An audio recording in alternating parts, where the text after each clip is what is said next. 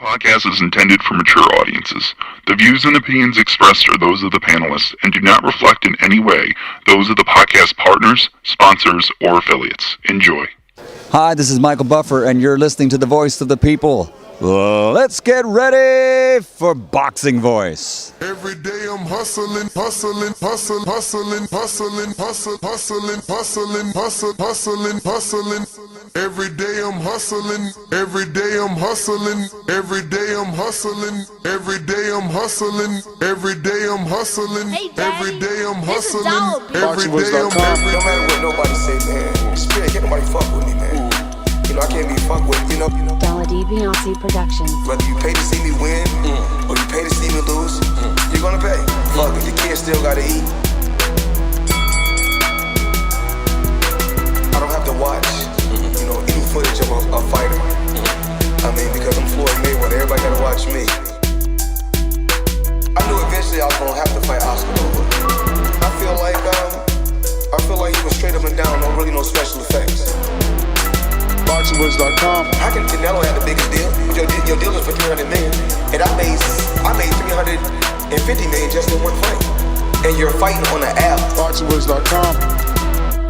I'm a king, okay? I eat a feast. Every time I eat a feast. And when I get up from the table, I don't give a fuck who get the leftovers. At the end of the day, follow my green print. Dolla Dibiase Productions. BoxingVoice.com.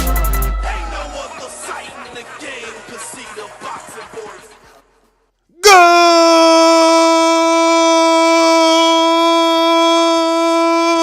morning, TBV. Welcome back, ladies and gentlemen, and welcome to another morning edition with the Boxing Voice Radio. I am your host, Nestor Gibbs. Find me on Instagram and Twitter at NestGTO. It's time to rock out with your boy, early morning boxing talk. We're going to be discussing yesterday's breaking news. Keith One Time Thurman reveals that his fight with Mario Barrios, last seen in a pay-per-view with Tank Davis, is going to be fighting for a WBC 147-pound eliminator for the Spence versus Ugas winner. He says if he wins and if things go the way that he believes, he will be getting an opportunity at the winner of Ugas and Spence by the end of the year. I call cap. And this is what we're going to be talking about today right here on TBV. So stick around. If you're interested, hit that thumbs up as you're joining the live stream. Let's talk some boxing. As you can see from our Instagram, we posted this and obviously the audio. Fight will be a 12-round title eliminator for the WBC. So whomever holds the WBC title later this year is most likely who Keith Thurman will be fighting. And I look forward to that challenge. I look forward to that opportunity. And then after that, we can talk about other champions. If it hasn't been fully announced, this fight will be a 12-round title eliminator for the WBC. So whomever holds the...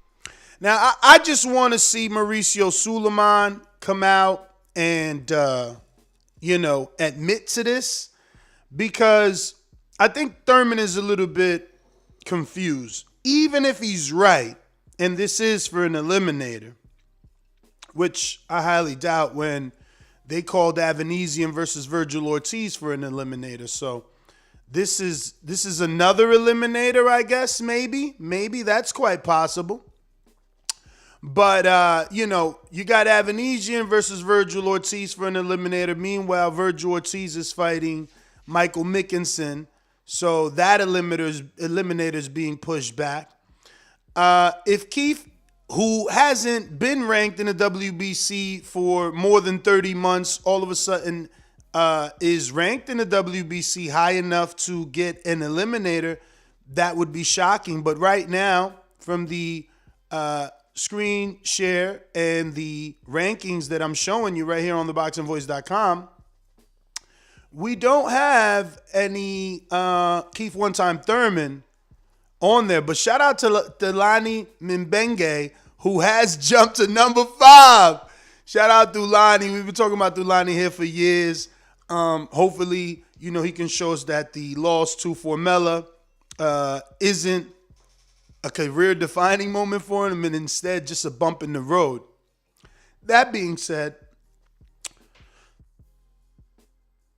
no Thurman on the WBC rankings. So for Thurman to assume just because the WBC is checking his weight that it's an eliminator. Now, I know that in the audio he says, this is something that was brought up to me and I was waiting or I didn't know whether it was going to happen. Look, we'll see. I just don't believe it because there's so many other people in front of him. As you can see, Josecito Lopez is fighting on that card. He's at number 6. Mikey is there. Kavalaskis is fighting. Not fighting, but he last just fought versus Virgil. Yes, it was a losing fight, but at least these men are fighting. Jaron Ennis is number 3. Avanesian is number 2. Ortiz is fighting with Michael Mickinson. He's number 1. So I don't know that Thurman can trump all these people. That being said, even if this were to be 100% true, and Thurman is right, and he somehow becomes the mandatory because this is the eliminator, it still takes a year. It still takes a year. Canelo has no mandatory because he last fought Yeardom in February. So he's got a year to the date. So I don't get, and wasn't Danny Earl's mandatory? So I don't get how Thurman thinks he'll be fighting the winner of the Errol Spence versus Ugas fight by the end of the year. Unless somehow, Al pulls favor. Maybe. I got Supermex telling me maybe because he's champion in recess, it allows him to trump. I don't know. We will have to see. I still don't believe it will put him in the mandatory position. Keep in mind when Mikey left 135 to fight Earl, he was some sort of champion in recess, some sort of diamond champion, some sort of champion. Never came back. Never got an opportunity, never used it. Canelo was placed in franchise status at 160. Never came back, never used it. So I don't know, man. We're going to have to wait and see if Thurman's information is as right as he believes it is. But I want to play the audio because he doesn't sound too sure. He just doesn't sound too sure of the situation, right? And anyway, let's just play it. Ray Flores asks him, since you're fighting in February, Crawford just fought. Are you interested? Let's see if I can find the right timestamp here. Okay? I take full responsibility. I do not blame others. Okay? So that is fact number 1. Number 2, it was a great fight. It was a close fight, judges. You got to at least say what they want.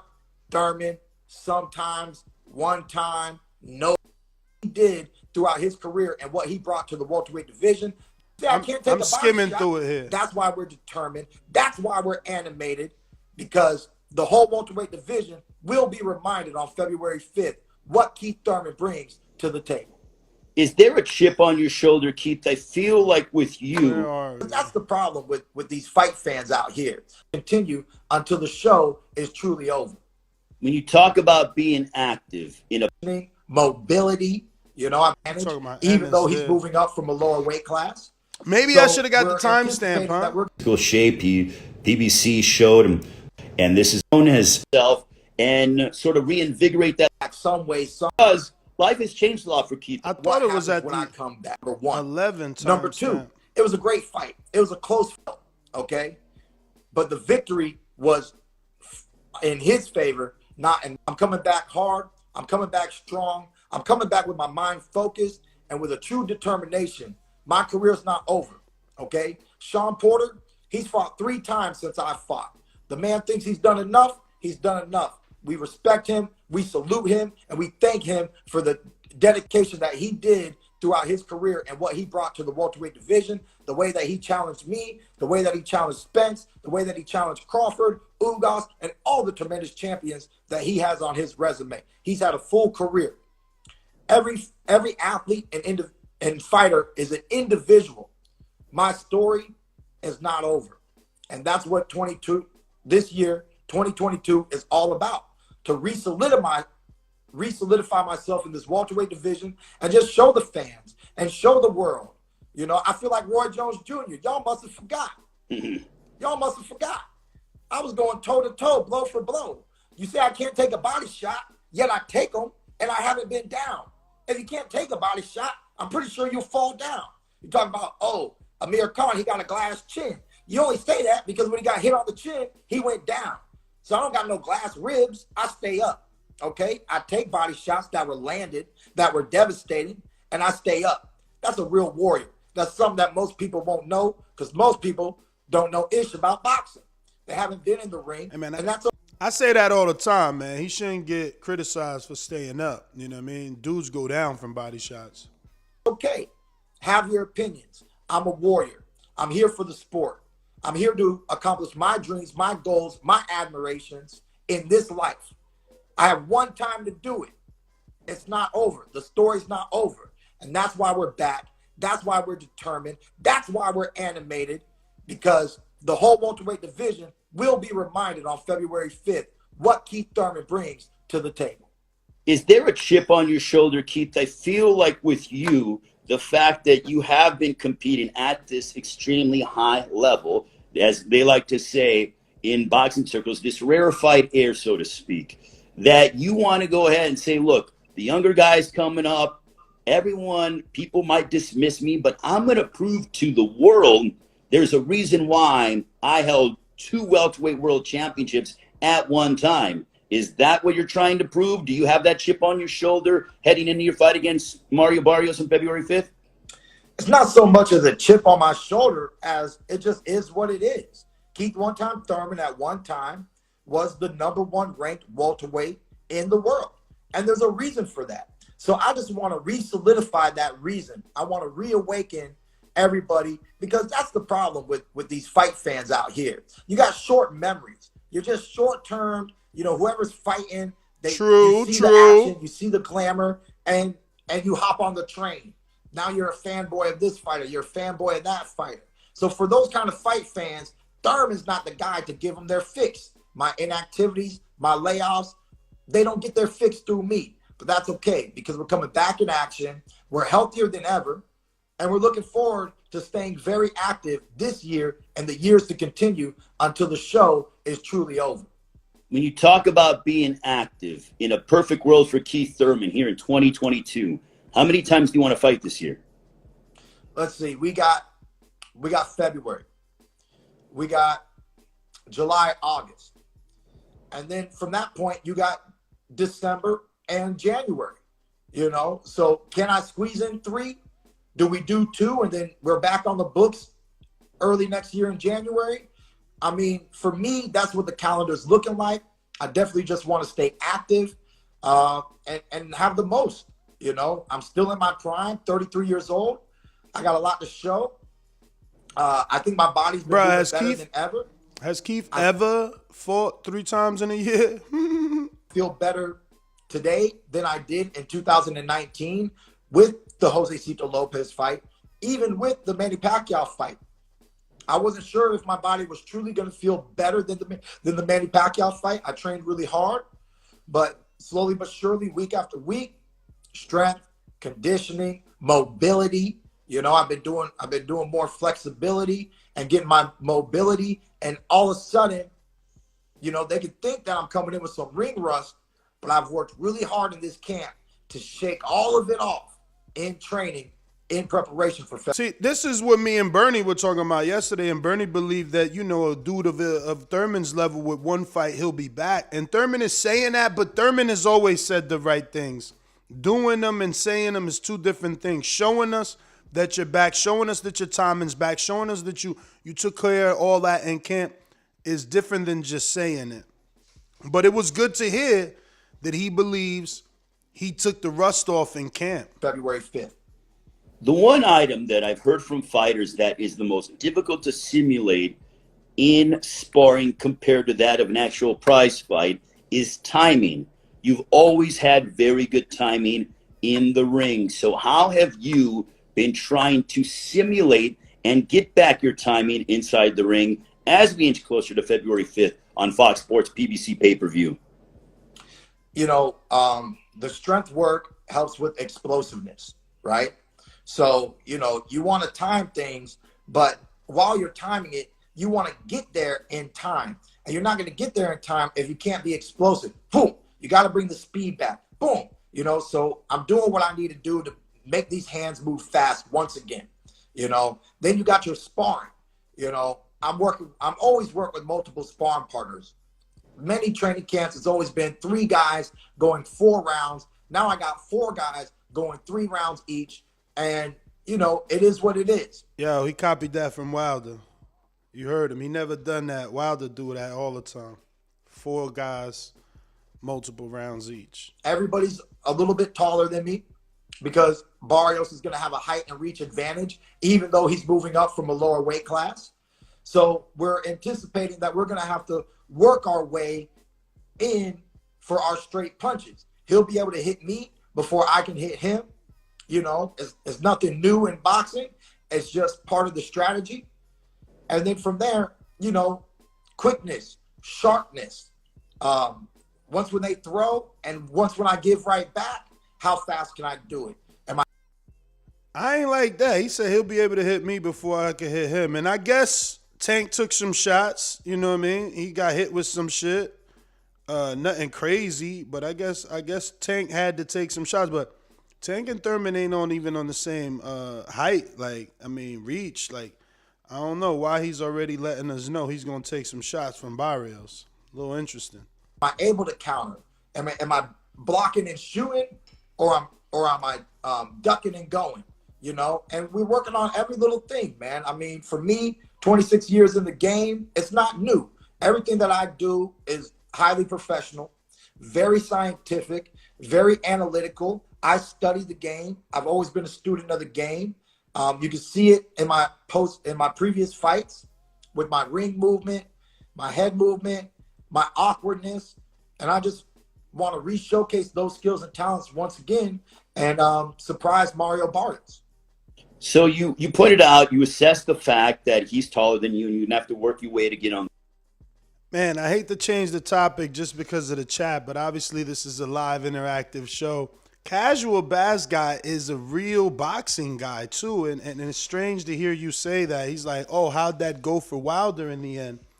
And it's like, you see, this is exactly why we invented Border Wars, because these dudes talk that tough shit and then be in there getting either slept or they heart getting checked.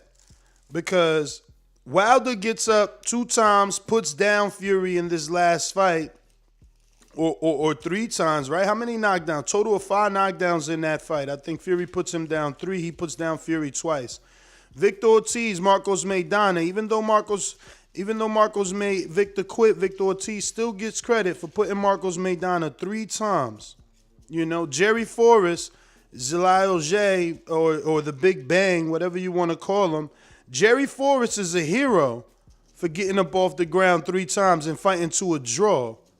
And none of those guys are Tyson Fury. None of those fights are Fury Wilder. None of those are on that level. But these dudes still find a way day after day, show after show, to take a shot at Wilder. It's just like, if you put shit into perspective, especially your life, and realize you're not on a level, you know, that you just some dude in the chat commenting some hateful shit because you never fought in your life.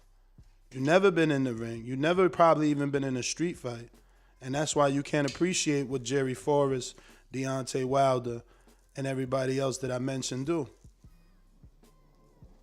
the inside. But what are some problems that Mario Barrios poses to you? Because you could have picked a variety of different opponents, but you settled on Mario Barrios. Why so? Well, no matter what, it was going to be some type of get. Now they want me to relax. No, 13 seasons. You a long-time listener. Why you never signed up? Ask yourself that question in the mirror tomorrow when you're brushing your teeth. You got a lot to say about other people. Why you never signed up? 13 seasons. Where you been at? I know exactly who Casual Bass Guy is. You want me to relax now because the spotlight is on you. Why you never signed up? I'm 42. I have 4 fights. Where you at?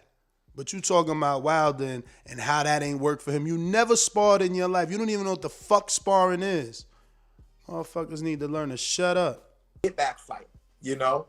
And Barrios is the only former world champion that was presented to me, you know? So people can criticize this fight how they want, but I think if I would have took any other opponent, I would have suffered more criticism, you know? So I just respect this fight. I respect anybody moving up in weight into a brand new division, yet challenging Keith One Time Thurman. That takes gustos. That takes the cojones, you know? So at the end of the day, Mario Barrios isn't just stepping into a regular fight. He's fighting a truly, you know, he's fighting a former ranked #1 welterweight in the world, you know? And you don't do that without wanting to make a statement in the welterweight division. Barrios knows if he gets past Thurman, he can challenge anybody and everybody. And that's true. the upside. This is true. This is true. If Barrio can win. For Mario Barrios. He doesn't just want to come into the welterweight division, take some kind of fight and say, hey, look, guys, I'm now a welterweight because I weighed 147 and I fought this guy in the ring. That's not the story he wants. He wants to say, look, I beat Keith Thurman. Who's next? That's a big statement, you know. For me, in retrospect, I've accomplished more in my career. Me defeating Mario Barrios isn't that same kind of statement, but watching my performance, seeing how Keith Thurman performs, then all the people who speculate, got something to say, ring rust, they're going to have to look at it. And if I get to do what I'm planning on doing, what I want to manifest into my... You know, I took this statement personally, like, keep talking to me, because I you know, I'm one of the ones anyway. I know there's plenty of Thurman haters out there, and I'm kind of classified as one these days for speaking my truth, but, you know, I need him to look good. I need his timing to be right, you know. I don't want him going into no Thurman versus Crawford, no Ugas Porter winner, or rather Spence winner, none of that shit if you can't get past Barrios the right way. And I don't even like the way that he answers this anyway, because he's going to be like, oh, if it goes 10 rounds, 6 rounds, he said it ain't going past 6. Then he says, even if it goes 11 or 12, you're going to love my performance. And it's like, now you're trying to cover yourself. Like, you one time fighting 126 pounds. I think Barrios even started his career at 22. Like, you should be able to sleep this dude. Tank did it in 11. My reality this year, 2022, I'm hoping, I don't want to say it. I want you to say it, Ray. I don't want to say it. I want these people with comments. I want them to say it. I want them to look at me after February 5th and be like, yeah, you know, I thought I was going to see this from Thurman. I thought I was going to see that, but, you know, the boy's back. And real talk, him versus Spence, him versus Crawford, Thurman versus the world is on. I mean, and that's all I want to say. That's all I want to say. But he's got to show us. You know, he's got to show us. And you know, the fact that the pay-per-view was announced and it's a $75 pay-per-view, and I believe that's for standard. You know, the last time we had a $75 pay-per-view, I still had to pay $80-something for the HD version. So, I mean, none of this sits well. None of this sits well. But we got some super chats. D Nice in the 718. I think he's relocated to Tampa. Says, Buenos dias, papa. Buenos dias. Buenos dias usted. Buenos dias usted. Real quick, I got 2 super chats from Texas Bulldog Boxing, and he's super chatting to our Bernie the Boxer interview. We uploaded it. Shout out to Texas Bulldog Boxing, super chat, and even on our premiered videos. He said, Bud says Earl ducking, but turn around and sues Bob. Yeah. I mean, I don't know how that matters. to the narrative. Texas Bulldog Boxing back with another one. He says, as a Dallas native, I can assure Bernie that me and bro showed up for Spence, not Mikey. Those fluffed pay-per-view numbers was me and my whole city. Hands up emoji, the 100, laughing out loud. Yeah, I mean, that shit was not fluffed up. That Mikey fight was the real deal. I can't believe they was trying to say that yesterday. I mean, I was there. Mike Gross, the boss, was there. Fucking Pacquiao and Mayweather were there, bruv.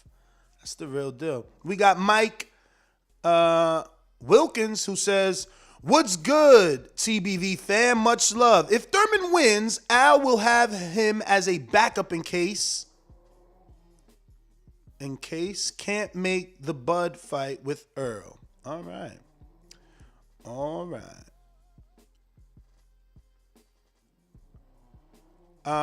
We got Big Matthew in the UK who says if Errol Spence Jr. Bud doesn't happen, it's a money fight. So yay.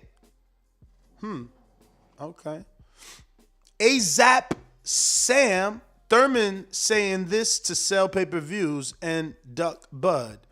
I knew he was gonna get some of that duck Bud hate, but you gotta listen to the whole interview. Unfortunately, I listened to the whole interview, but whatever reason, I fucked up my timestamp. I thought he started talking I thought they asked him about the Bud shit right at the 11-minute mark. I'm all the way at the 22, still hearing no Bud shit, but you got to hear how he answered it because that's how he gets into the WBC.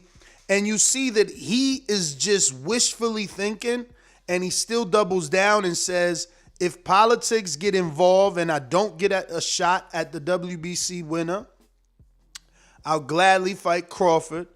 You know, just they got to send something about the contract. I don't want to put words in my mouth, but something about the contract. You know what I'm saying? So, yeah. I'm going to keep going with this audio, though, because we're going to find it. That's all I want. That's what I'm about. I'm about making some of the most exciting fights in the welterweight division, point blank, period. It's on my resume, and we're going to do it once again this year, 2022. Talking with Keith One Time Thurman, former welterweight champion of the world. He matches up against Mario Barrios February 5th, Fox Sports BBC pay-per-view live in Las Vegas at the Michelob Ultra Arena at the Mandalay Bay Resort and Casino. Keith, there's been a lot of movement at 147 since you were in the ring. So I want to take a couple minutes, some rapid fire. I'm going to throw out some names at you within the division, and then give me however long you want to go. So I'm going to go the fight. I love facing these undefeated welterweight champions. I want to be next for Keith Thurman in the summertime if the opportunity was presented. Well, I would have to say right now it doesn't seem like it's on the list. And I'll explain why. Okay. The reason is, my bad, little. This is it. He's specifically talking. See, I couldn't rewind it far enough to have you hear Flores ask him, you know, obviously Crawford fought. You're fighting in February if stars align, and he's answering right now. I didn't hear. Little dead phone. I got 20% to go. We got plenty of time to talk. I'll go quickly, but just if you can go ahead and give me your thoughts on Crawford. I love the fight. I love facing these undefeated welterweight champions. I want the belts. But it might not have been announced. You seem like you're a little unaware. But the WBC approached me for a weigh-in check. Now, we're going to break this audio down. He says the WBC approached me for a weigh-in check. He doesn't say they approached me to tell me this is a WBC eliminator. I said, why is the WBC approaching me? Look, he's asking himself, why is the WBC approaching me? For a weigh-in check, I don't hold the WBC title. Mario Barrios doesn't hold the WBC title. They have no right to check my weight. Unless this fight, February 5th, is a title eliminator. Unless. So he's guessing here. Still no word. He hasn't been told by no official. He's going to breeze over it saying something like they mentioned it to him earlier. Oh. Which I knew there was a small possibility of being on the books. Which I knew there was a small possibility of being on the books. Again, no one is telling him this. He's just assuming. So if it hasn't been fully announced, this is my way of announcing it. they've been coming at me. If they want to stop checking my weight, if they're Look, now he's drawing a line in the sand. He's like, look, you're checking my weight. So if you're gonna stop checking my weight, then it won't be for an eliminate. But if you're gonna keep checking my weight, it's for an eliminate. Like you ain't Mauricio. going to do something else, they're going to do something else. But Look, if they're gonna do something else, they're gonna do something else. What is that something else? Sounds like a lot of guessing to me. everything in boxing is done for a reason. And I know that the only reason why the WBC can request such a thing weeks prior to a fight, where's your weight, champ, is because this fight will be a 12-round title eliminator for the WBC. So Now, again, if this were true, why wouldn't they know? And let's check BoxRec. Let's check BoxRec. We'll see what BoxRec has, and it doesn't mean BoxRec's right or wrong, but, they should have something, and they don't have anything there. It doesn't say it's for any belt. As you can see, when Barrios did fight, it does say World Boxing Association because there was a belt on the line. Even though that was a regular, they still put it. So if this is an eliminator, they would normally say that, you know what I mean? WBC eliminator on the line. This doesn't say anything here, This is all strange to me, because Thurman is pretty smart. So, like he said, he heard it was a small possibility. So maybe, but I think this is all cap. I think this is all cap because continue to listen to the audio on how he doubles down on the Crawford fight. ever holds the WBC title later this year is most likely who Keith Thurman will be fighting. And I look forward to. Now, first of all, we all know. I mean, ask Charlo how long he had to wait to find out that Canelo wasn't fighting him. Ask Devin how long he had to wait for Vasil. When's the last time Burchell or Valdez had a mandatory, right? I don't know anything about the WBC forcing mandatories. Wilder, where was his mandatory? Brazil? Right? So even if you are the mandatory, it takes a year to the date of the defense for the champion to have to defend the title. Then he has to be ordered. He has to be ordered to. And then there's a negotiation process. And if that process doesn't go right, then there's a purse bid situation. So, all this sounds cute in theory that I'll be fighting the WBC winner later this year. The rest of this statement sounds more true. To that challenge. I look forward to that opportunity. And then after that, we can talk about other champions. Okay, but so if something was to but if something were to happen, he's about to say, happen politically, what does that mean? I don't know. The WBC doesn't make it an eliminator? where I do not get to forcefully, which is another word for be the mandatory, make the WBC champion face Keith Thurman, then obviously with the contract, with the great fight proposal, I'd be more than open to fighting Terence Bud Crawford. Now, you ain't gonna see this anywhere else. Everywhere else, they're gonna tell you that he's ducking Crawford. Oh shit, the WBC's corrupt. The WBC hasn't said a single thing. This is Thurman assuming.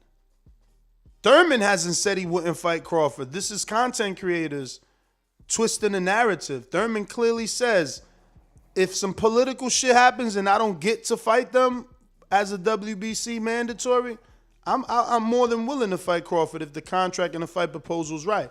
Now, it's the same thing I told Bernie yesterday. How the fuck they gonna propose a fight to Crawford if he ain't even come sit down? You gotta go sit down so they could be like, look, well, we got this on the table. If Thurman was this fight, we could possibly offer you that. If you want to fight on Showtime, we could offer you the boots. If you really want to have ambitions of going to 54, we could give you the Charlo Castano winner. He needs to sit down and see what's on the table. But if you not part of the team, why they making a fight with you or playing with you? It's like, oh yeah, you know what? After this Barrios fight, let's go find Crawford. Find him. Like, what the fuck, man? Shit silly. I got 2 questions for you before we let you go, because I know you've been gracious with your time. You got to eat. You have to have dinner down in Clearwater, Florida. But you talked about that this is going to be a WBC Eliminator fight. There's talk about Ugas and Spence fighting for the WBC, WBA, and IBF welterweight championships of the world. What is your thought on that, sensing that if you win February 5th, you could be next and not just fight for 1 belt, but fight for 3 belts? I mean, honestly, Ray, I'd be lying to you if I didn't tell you that it would be a dream come true. You know, I love everything that I've accomplished in my career, but ever since I was a young amateur fighter, the highest accolades is being called. He about to slip up heavy right here. He about to say him and Danny was undisputed for the undisputed fight. He meant to say undefeated and undefeated for unification with 2 undefeateds, but he about to slip up heavy here. The undisputed champion of the world. See? You know, so I've unified WBA, WBC. The night that I beat Danny Garcia when he was the undisputed welterweight champion. Thurman was the undisputed welterweight champion. You see what he's saying? Like, he tripping right now. He want to be undisputed so bad. He trying to manifest it. I hear him, though. Speaking, believing, receiving, my friend. To unify the belts with 2 undefeated champions was the highlight of my career today. So to have that opportunity later this year for an opportunity for not 1 belt, but 3 belts in contention, I mean, it would just be that next level. It would be above the opportunity that I had for Pacquiao pay-per-view, and it would just be a dream come true, man. That's what I'm all about. That's why I wear red, white, and blue every single time that I step in the ring, because when you watch Keith Thurman, you're watching me live out my all-American dream since I was a child, you know? So I always wish people the best. I wish that their dreams come true. So for me, it would just be another dream come true, and I'd be truly grateful, so much gratitude, and I would work really hard to put on the best performance of my career. He sounds believable, man, but it's the performance that I need. He knows it. This interview was, very telling of that. He has his ear to the street, which I love. You know, he's listening to everybody, criticize him. He's hearing the talk. And he's allegedly making the necessary changes to show us and prove us wrong. And that's, at this point, you know, it's not that I'm off the bandwagon.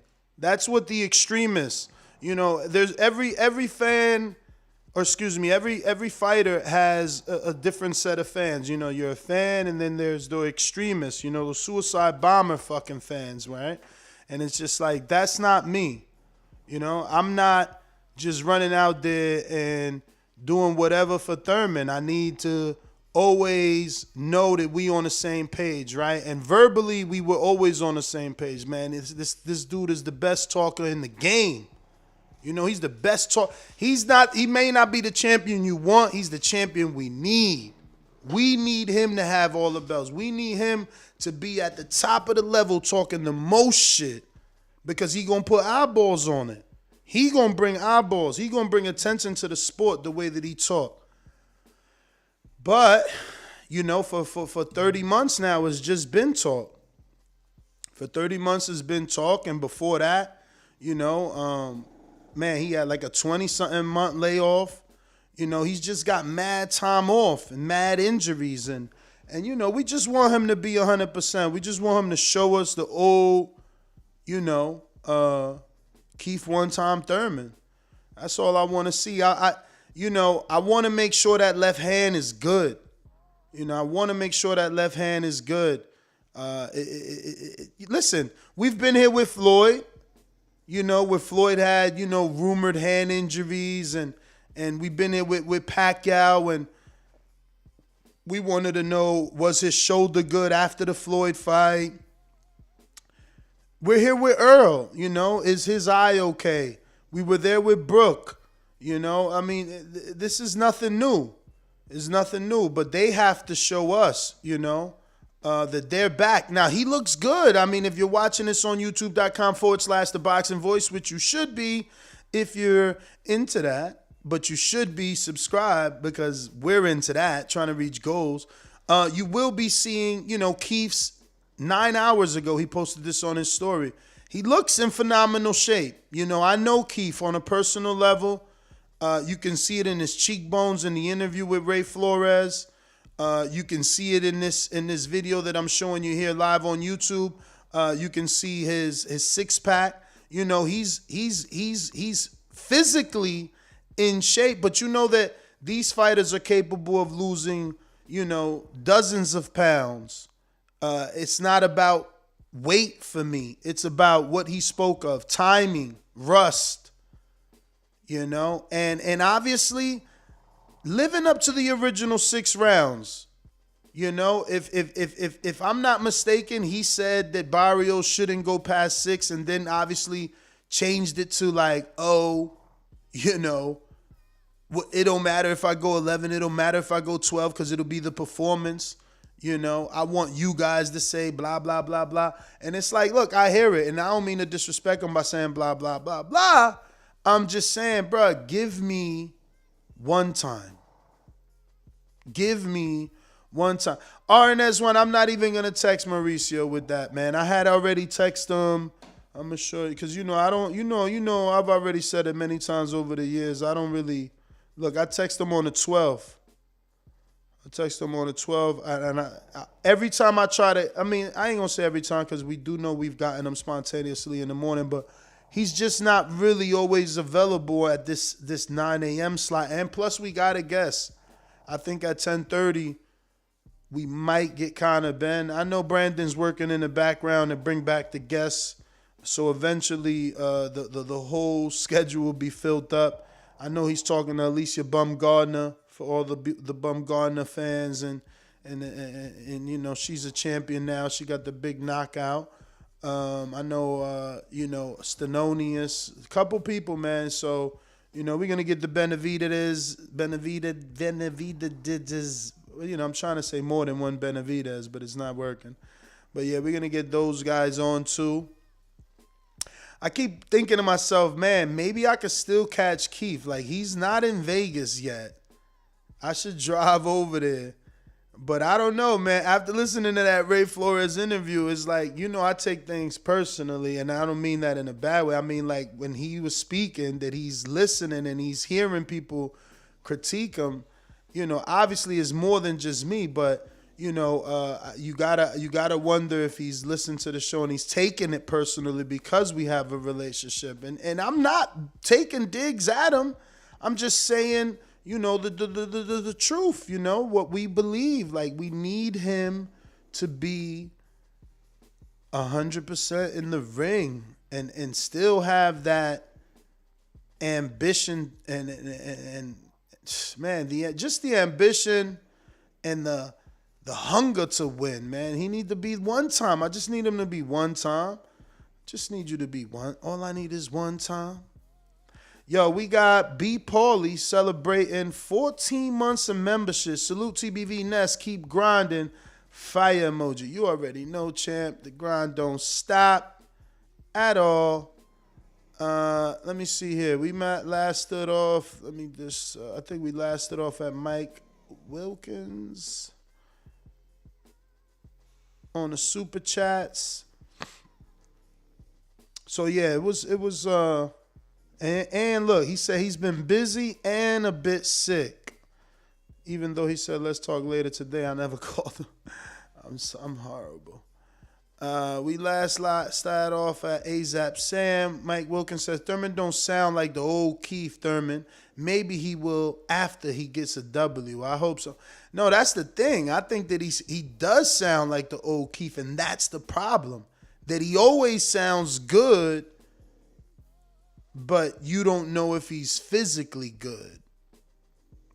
And RNS1, I said yours, where he said, text Mauricio, we know you have his number, but I just told you, the man said he's been sick, and I ain't gonna, bro, I'm telling you, Thurman is making this shit up, man. Until we see the WBC say it, he's guessing, man. You can hear the audio. It's clear as day that he's guessing. Julio Guzman, what's up? Buenos dias, good morning. I don't mind Thurman as a fighter, but to listen to him speak is cringeworthy. I hope Barrio can pull it off. The layoff matters. And this is what I'm saying. He talks so well that people are tired of it because the talk hasn't ever changed, even though his style of fighting changed, even though the knockouts disappeared, even though, he's looked vulnerable, his mouthpiece never changed. So people, it's like the little boy that cried wolf. They don't believe him no more.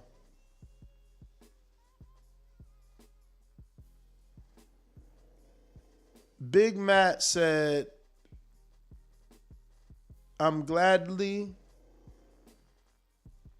get it. I'm gladly, Lady Sham, Lady Casual, Lady Wig is gone. You guys are mean. Thumbs up, fist boxing glove emoji. You guys are meanies.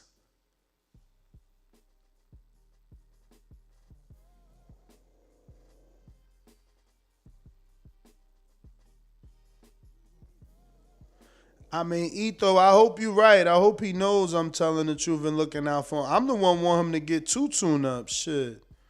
Salute. Jamel. Dr. Mofongo, what up? Deluxe Recordings, what up? What up? Reese Mack, what up?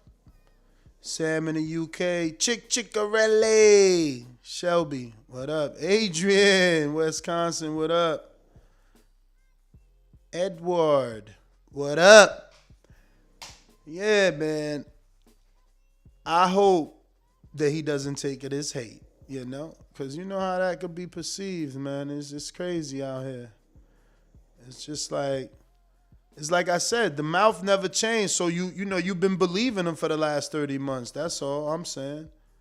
Even more than that, really, because you had the Josecito fight and layoff too. So we just been believing the mouthpiece for mad long now. And, we just need him. We need him to get in the ring and do some fighting to remind people that he one time,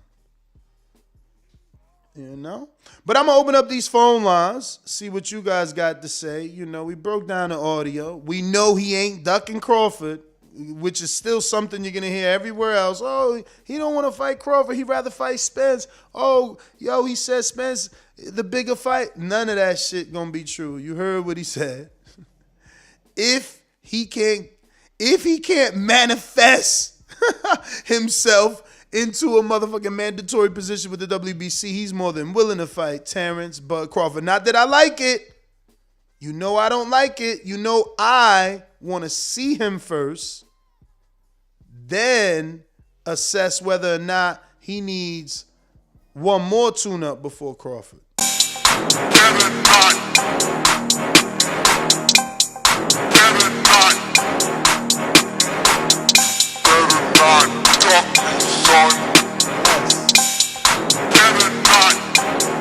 Won't be no ducking as long as he gets his tune-ups. Now, if he says and does what he says, which is look good in a manner where he says we, the critics, are going to be like, no, he's ready for Earl, he's ready for Crawford, then okay. Make us a believer. I'm hitting the thumbs up button. I made it 93. Go ahead and do the same. If you haven't already, hit the thumbs up. Don't forget to do so. You already know that it helps with the visibility of the show. And it helps put this episode in the eyes of other Keith One Time Thurman fans, letting them know we talk boxing over here 7 days a week, all the time. All the time. All the time. We on the grind.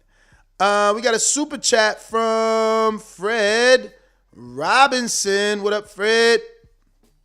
Shout out to Fred, man. He's here every morning, rocking out. I wanted to come back yesterday, man. I was rushing, but I was out when this news broke. But I also wanted to talk to Jermell Charlo news. I think I'm going to come back with another show for that Jermell Charlo news.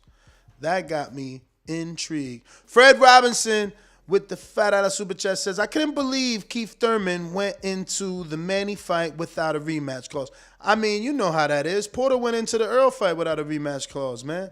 is in-house. So it's like you don't need a rematch. You do what you do, and we're going to get you back in that position. You don't do what you do, you ain't going to be in that position. And I think that's what he's trying to tell us now. Like, bruh, if WBC is telling me this. Look, he could be champion in emeritus status for all we know. Or at least that's what they can tell us, right? You know what I mean? So, I don't know, man. There's a lot of reasons and ways for him to get placed into position. I mean, we just talked about it with Castillo Clayton jumping up 9 spots for fighting a dude. I don't even know. I'm going to have to Google this shit because I'm tired of bringing it up and not knowing who he fought. Let me see. On BoxRec, where is Castillo Clayton? Shit, I'm going to have to Google this motherfucker. Where he not in the top 50? Oh, damn. It's because I'm looking at Barrios, who's still ranked at 40. Come on, Barrios.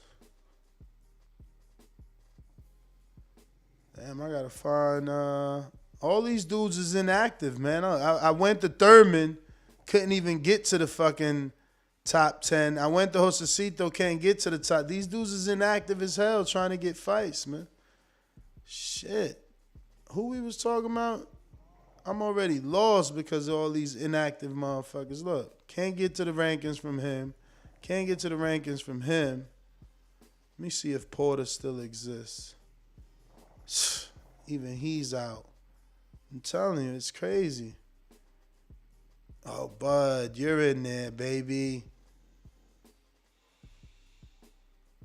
There we go. So, we were talking about Clayton, and he's... Damn. He's not even on the top 25 in boxer. Oh, there you go. Number 14. So, again, we were talking about him jumping up in the IBF rankings 9 spots to number 5. Thurman's inactive. Obviously, that's why he's not even in these top 25. So, again, anything is possible politically. You know? Anything is possible when you're talking about sanctioning fees and you're talking about money. You know? You're talking about money. This is all money. But I believe the Thurman in the Crawford fight could still happen. But it's going to take, somebody's got to go sit down and see what can be on the table for Crawford. Because they're not just going to be making plans in a boardroom somewhere thinking about Crawford when he's not signed to them. They're not going to be like, yeah, you know what? The next fight should be Crawford and Thurman. It's like, why? Why? And don't answer because it's the biggest fight to make. Because that shit doesn't matter to promoters, man. I'm just saying. But yeah, man, opening up these lines. Remember to rate us 5 stars on iTunes. Subscribe to youtube.com/theboxingvoice for the latest and greatest interviews with your favorite fighters. Alrighty then. Looks like we got Ra. What's going on? Yo, yeah, I ain't even gonna speak on Keith until we fight. I don't want to hit. You know what I mean? I'll be back in St. Pete in April, so I'm gonna go holler at Coach Dan, and then I'm going, go to the gym. All I can expect Keith is to get the W. I'm not even expecting him to look like, back to old Keith or none of that. But, what's the name? They saying Lomachenko gonna fight Kambosos. Nah, I don't know about all that. Yeah, I heard what's the name that Lomachenko clipped Haney for going over there. If Lomachenko get them belts, Haney ain't never gonna get them belts. That's just Bob Arum trying to say nobody knows Haney and that the Loma fight is bigger, but nothing's bigger than Undisputed. Yeah. I mean, that's what they were saying. Lomachenko going over there because that's the division that really got my attention right now. 130, 135. If Lomachenko gets the belt, though, you said what happened? You on that tank bias?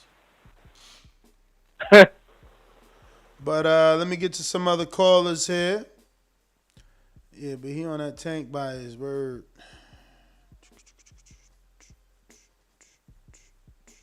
I'm good. I beat Polly. I left with his belt and his girl. This a Dolla beat. Hey, Pops, brush my hair one time. And I know all y'all against me. All that soft talking. I know you can do it, man. You got the. Let's shut that soft ass shit up. BoxingVoice.com. Yo, can you hear me? Perfect. All right. Yeah, I'm out on this road driving some old and disabled people around, so I wasn't on the show this morning. But listen, man, Keith has one loss to a legend. We can blame him for the layoff. We definitely can do that. But at the end of the day, the guy only lost to Manny Pacquiao, so we can criticize him, but how much can we really criticize this guy? He's got one loss and was a unified champion. I'm not looking for necessarily greatness when he comes back, but I'm looking for him to get a W and then get another fight and earn his way back to the top, because at the end of the day, I think Keith needs to do that. I'm a big Keith Thurman fan. I loved Keith Thurman, and I still got love for him, but at the same time, he needs to take a couple fights. He needs to get back in the conversation. I don't know if Mario Barrios, necessarily a win over him in any fashion, gets him right where he wants to be. He might have to get another fight with another legitimate welterweight or another bigger name. But he's working his way back, and I'm going to respect that. He took a little bit too much time off, in my opinion, having a family, doing his thing. So we're just going to have to see how he comes back. But I don't think we should be downing him and counting him out. The guy's got one loss, man. We got to be better fans of the sport than that. Not even just Keith Thurman. But some people are like, oh, you're a Keith Thurman fanboy. No, I'm a fan of the sport. Guys can take a loss and still be great. Muhammad Ali is the GOAT. The guy has several losses. So we need to stop judging him like that. I mean, we can only judge the layoff. Let's just see what Keith does. He makes the welterweight picture interesting if he comes back, even at 90% of what he was. Let's just keep it real. That's all I got, brother. All right, Adrian. Thank you for calling in. We got Big Fish Vega. Big Fish Vega. I think it's time you holler at Brandon, man. You need some beats. You're the only one beatless back there. Man, I'm telling you, we was talking about it last week, bro. I need something, man. I'm gonna have to, work with him. On this topic, this WBC Eliminator, I'm kind of jumping off of what you're saying. Like, I think he's just talking about it. I feel like he's trying to talk it into existence, which I don't have a problem with, but it ain't real. I think best case scenario, it'll be like a semifinal for a mandatory. Either Boots get in there or they try to get Avanesian or something like that with someone else. But I mean, it's cool. I mean, if he want to be the mandatory for Errol Spence, he could get his ass whooped, later this year. He can fight Bud. It don't matter, good for him, man. But he don't really want that. I mean, it ain't like he gonna win. I mean, I know he a Florida boy. I'm a Florida boy, but you see Big Fish in the name. And everybody food out here, man. That's all I got.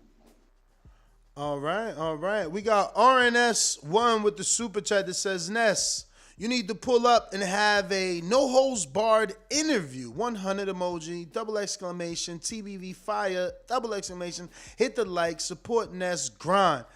Yeah, man, I might have to text him or hit up somebody, see what's up. They never say no, truthfully. I just been having so much shit going on, man. Just getting back and, dealing with all this bullshit. So, let me see what's next. Julius out here in Florida, my Florida boys. Damn, it's crazy how I moved out here and there's so many Florida callers. I'm realizing now. I know y'all always existed. I'm just saying it's crazy. What up, man?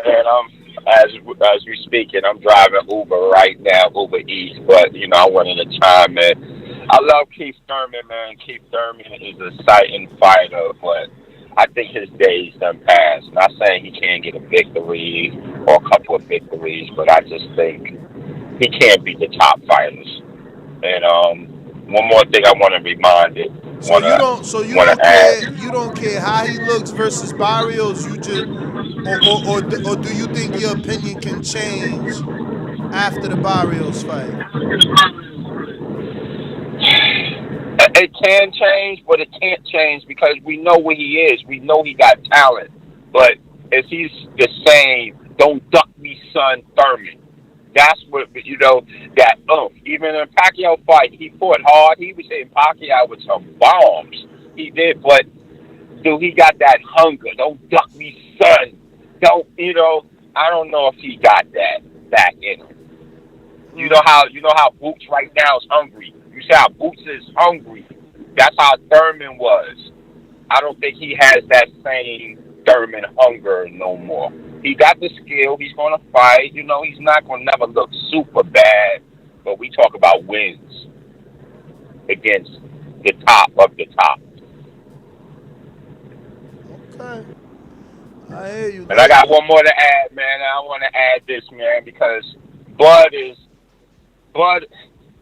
what we going to do with Bud, man, because I don't want his career to end like this, man, because Bud, we got to admit, he got the skills to pay the bills, man. I just think his team I don't know what's going on.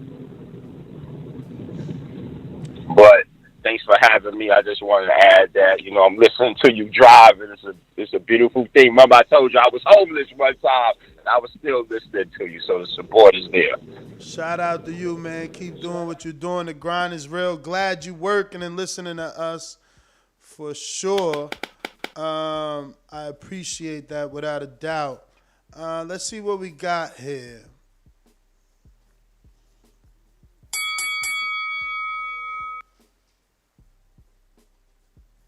All right, let me go out. Listen, if you're on Blog Talk, you got to press that one button. I see Jerron on there. I see, is that Ra? I see Hawk. Y'all gotta hit that number one. I'm going out to Alabama. What up? Listos pe los chingazos. Listos pe los chingazos. And it's not going the distance. Either he'll wave the white flag or I'll wave it for him. TheBoxingVoice.com. A lot of you live believable lives. It's easy to sit in those seats. It ain't easy to stand up here. Remember that.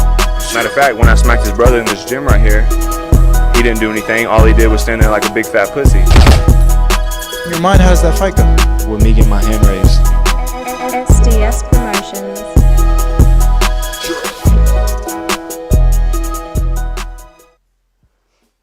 Yo, what's up? What's up? Good morning, man. What up? What up?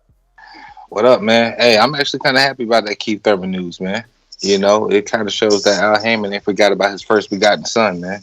Wow. That he's still actually looking out for him, man. Earl, I really believe Earl probably had something to do with it, man. Al probably straight up sat him at a table, said, Earl, man, hey, which one of these guys you gonna have to fight, man? You gotta choose one of these guys, man. It's either gonna be Keith or it's gonna be Bud. And all that shit he probably was talking about Keith all this time, man. He probably chose Keith at the end of the day. So for Al to make it make sense, man, he turned to a WBC eliminator. If it probably wasn't true, man, I think Ray would have probably would have stopped Keith, or they would have probably stopped the show or something like that. So I believe there's some truth to the matter, man. So I like that fight. I think One Time going to show that he's really back. And I hate the fact that people just giving up on One Time after one little flash knockdown and a body shot here and there. A lot of their favorite fighters ain't even damn relevant these days, man. All in all, this, man, I appreciate the content. Keep on giving us this good stuff, man. Hey, man, ain't this Gary Russell fight week, man? Who? I'm just fucking with you, man. I'm not even going to go there with you this morning, man. Yo, I'm out. Peace. I'm actually gonna watch that fight, and I'm gonna pick Gary.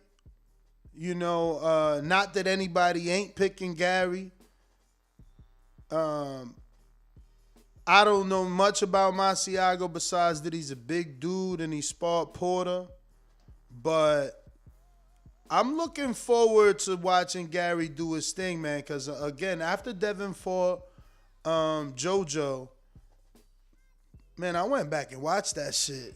And I was just like, whoa. That dude, Gary did real good in that fight, man. He stood his ground in that fight. Hey Ness, can I ask you one more question real quick? I throw you something. Hey, what's the likelihood of Errol just jumping up to 154, man? Very slim, man. Think about it. You think so? I mean, think about it. Who he gonna fight? His stablemate? He gonna make Derek choose between him and Charlo? No, that'll never happen, fellas. That's the only way. That's the only way he can show he's 10 toes down to what he said. Nah, man. Or else we're gonna believe he's full of shit, which he already looks like it. Listen. Earl is. Listen to me, man. He's on that side where they're very innovative. Earl is more likely to move up to 60 and get a Triple G fight than going up and fighting his own brother damn near in Charlo. Come on, you guys are slipping. No way. Nah. All right, cool. I'm just saying, man. He's gonna probably stand firm and duck Keith and duck Bud, man. That's my call, man. All right. I don't know, but that's because you want him to. You want to say your little slick shit. He said duck Keith. Listen, he got every reason in his mind why he don't need to fight Keith, and Keith got every reason in his mind why the fight should happen. And it's always gonna be up to their fandoms to debate it. I'm not even gonna say what side of the street I'm on because there really should only be one argument, you know what I'm saying? And I'm not gonna break it down. I'm not gonna give any hints. Like, you should know who's right and who's wrong in this situation. And if you don't, then little by little, you're gonna little by little you're gonna fucking learn boxing. But yeah, I mean, Earl's on the right side of the street, man. They'll never put him in there with Jermell Charlo, his fucking stablemate. That ain't happening. But a 40-year-old Triple G at 60? That is a bomb fucking direction they can take his ass. Super fire direction. There's plenty of fights out there for him. You got the Andre fight. I know it's just as hard to make the Andre fight with Earl as it is to make the Andre fight with Jermell or with Jamal. But I'll say this: Andre, he got some shit where he took shots at Earl about the steroids and all that. He mocked them in his gym. It's probably still on his Instagram many years ago. Who else is at 60? Murata. But he don't even, it could be a one-off, just like Brooke. He could do 160 until Jermell and Castano figure it out. I said, yeah, that's right. Jermell and Castano figure it out. Even though that fight might be happening, I think, in March or April. But I just doubt that Al's going to put Earl in there with Jermell, who got most of the belts. Now, maybe a move to 154 if somehow they end in another draw and Castano keeps the belt again. I like that too, team boxing, Batman boxing. A move to 54 with Tim Tszyu. But again, Al and them don't be thinking international. They don't be caring about them dudes over there unless you got a belt, like when Earl went to go see Brooke. And remember, Brooke came to America, like L.A. or some shit, somewhere in California, to take that belt from Porter. So it was slightly different. They really don't be like making plans with dudes in it. Like, look, they never did a fight with Dillian. Man, yo, we thought that fight was gonna happen. They never did a fight with Dillian. So I don't know, man. I don't know. We'll see. I doubt it's gonna be a move to 54 that quick, man. Until Jermell which I don't think Jamel's moving up. But until Jamel decides if he's moving up, I don't know. What is Earl going up there to do, really? People talking about Tony Harrison. Yeah, that's a good fight, but Earl is a unified champ. You gonna move up to fight Tony Harrison? None of that shit makes sense. Don't get me wrong, Danny did it. Danny moved up to fight catchweight Lamont, catchweight Sauka, and then Paulie. Something like that, I think. So, I don't know. But we got Tennessee Zone, James Payne, Lethal. James Payne is my name, partner, how about you? Standing on my property and I'm gonna see about you. If I come out on my porch, I see you chilling in your wheel. Boy, I hope you know somebody, better be waiting on the bitch. James Payne, baby, see me pissing on the post. If we're playing basketball, you might see me in the post.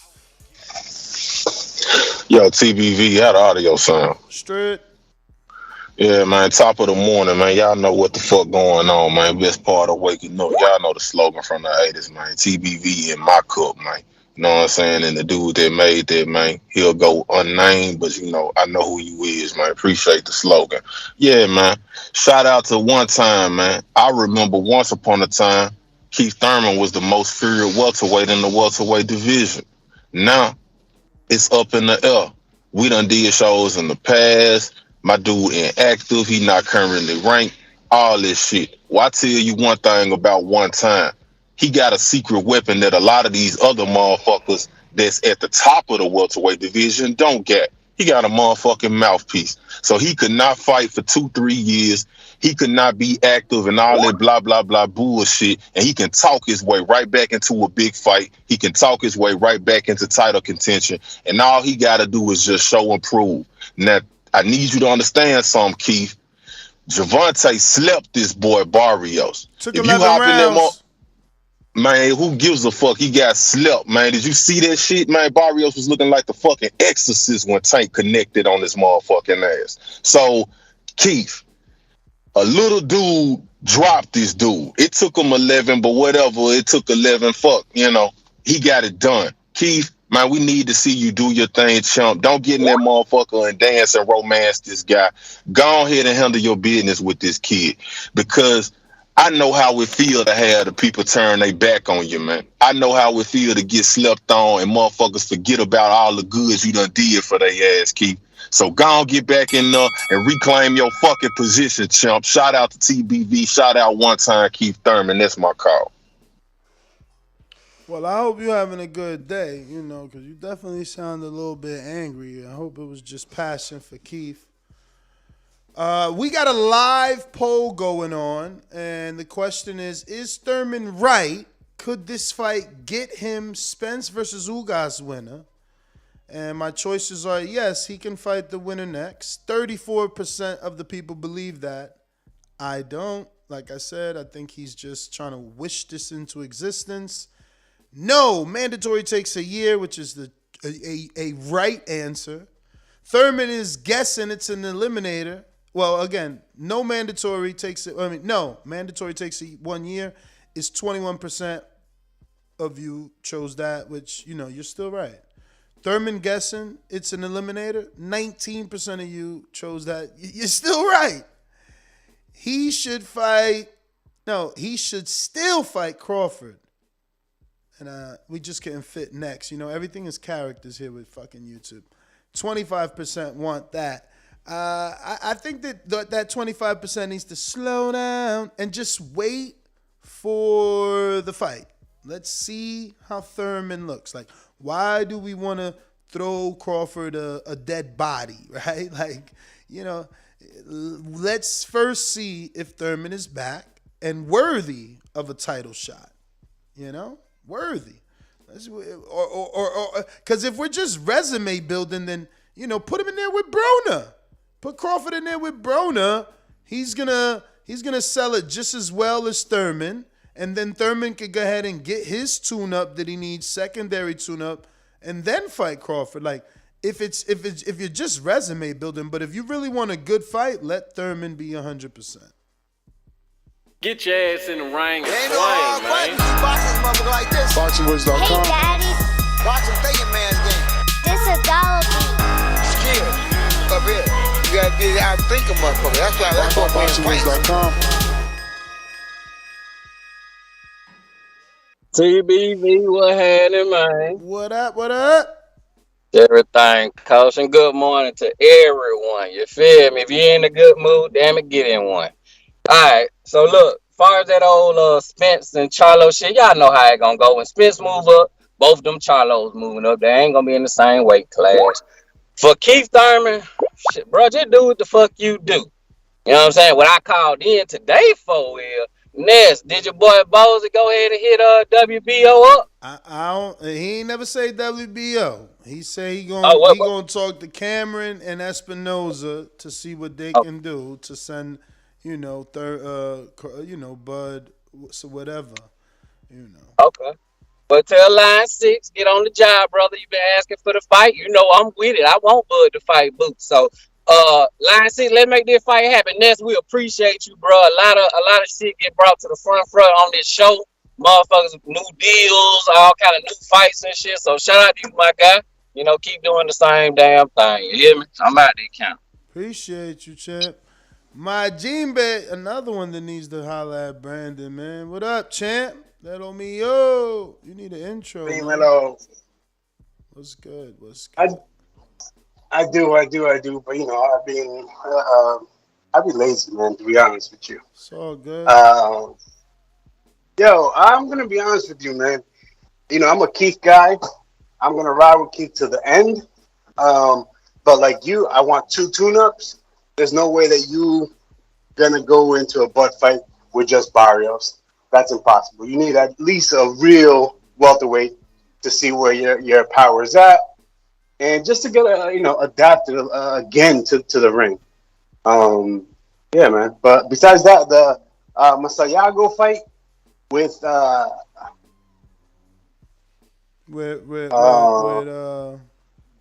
Gary. With Gary Russell, with Gary Russell. It's a good fight, man. Don't sleep on it. Masayago got real power. I'm not, but I bet you. All I'm saying is rewatching the JoJo fight made me admire Gary more. And I'm expecting him to look really good versus this guy, just like he did versus Tug. People thought Tug was good. Yeah. You know what I'm saying? He's just good. Gary is just good, but fuck, man, I need that Loma rematch because that showed levels. Like Gary shows that he's different from these other guys, but then man, hell if Loma ain't showed that he was different from Gary, I need to see that rematch. Yeah, no, there's definitely levels. I do think that Gary was off on that night, and he was young. Remember that was a while ago. I think Loma had him on the experience tip.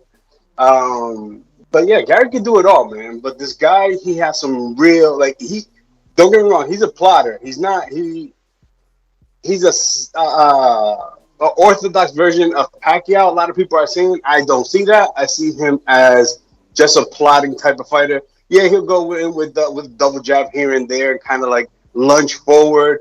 But he's not going to catch Gary. Gary can outbox him all day, but if he does get caught, he's going to sleep. This guy has crazy, crazy power. Did you see that Sejas fight? I seen it. Yeah. I mean, the only guy that did Sejas like that was Rigo. And I just think Gary's too fast, too sharp, man.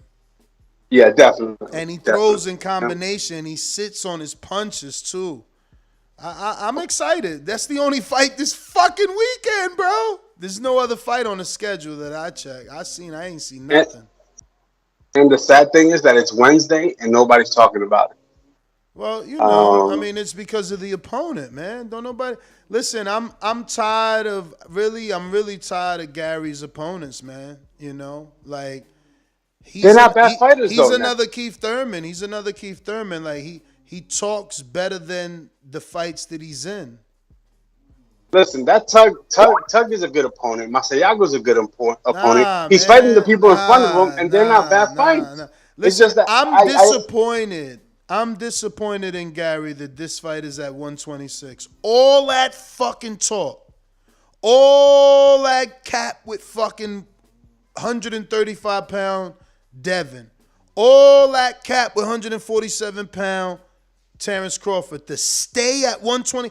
All them fucking Instagram posts, all them videos I watched of him showing us that he was gaining weight, that he was at 130. All that shit to fight at 126 again? Man, get the fuck out of here. Bruh, and nobody ain't gonna tell me nothing about, oh, they don't want to fight him. Imagine if you vacate his butt. Fuck out of here. Do what everybody else do and activate your WBC status. Fight the 30-pound champ. You never, he never put in the request to fight Burchell. Just always in the media. Oh, yo, Burchell. Man, activate your status. You could show up to the fucking WBC convention as the 126-pound champ and say, I want to fight the 135-pound champ. I'm requesting. What they gonna do? They gonna say yes or no like they told Eddie Reynoso yes or no. But these dudes never want to use the powers that's right there in front of them.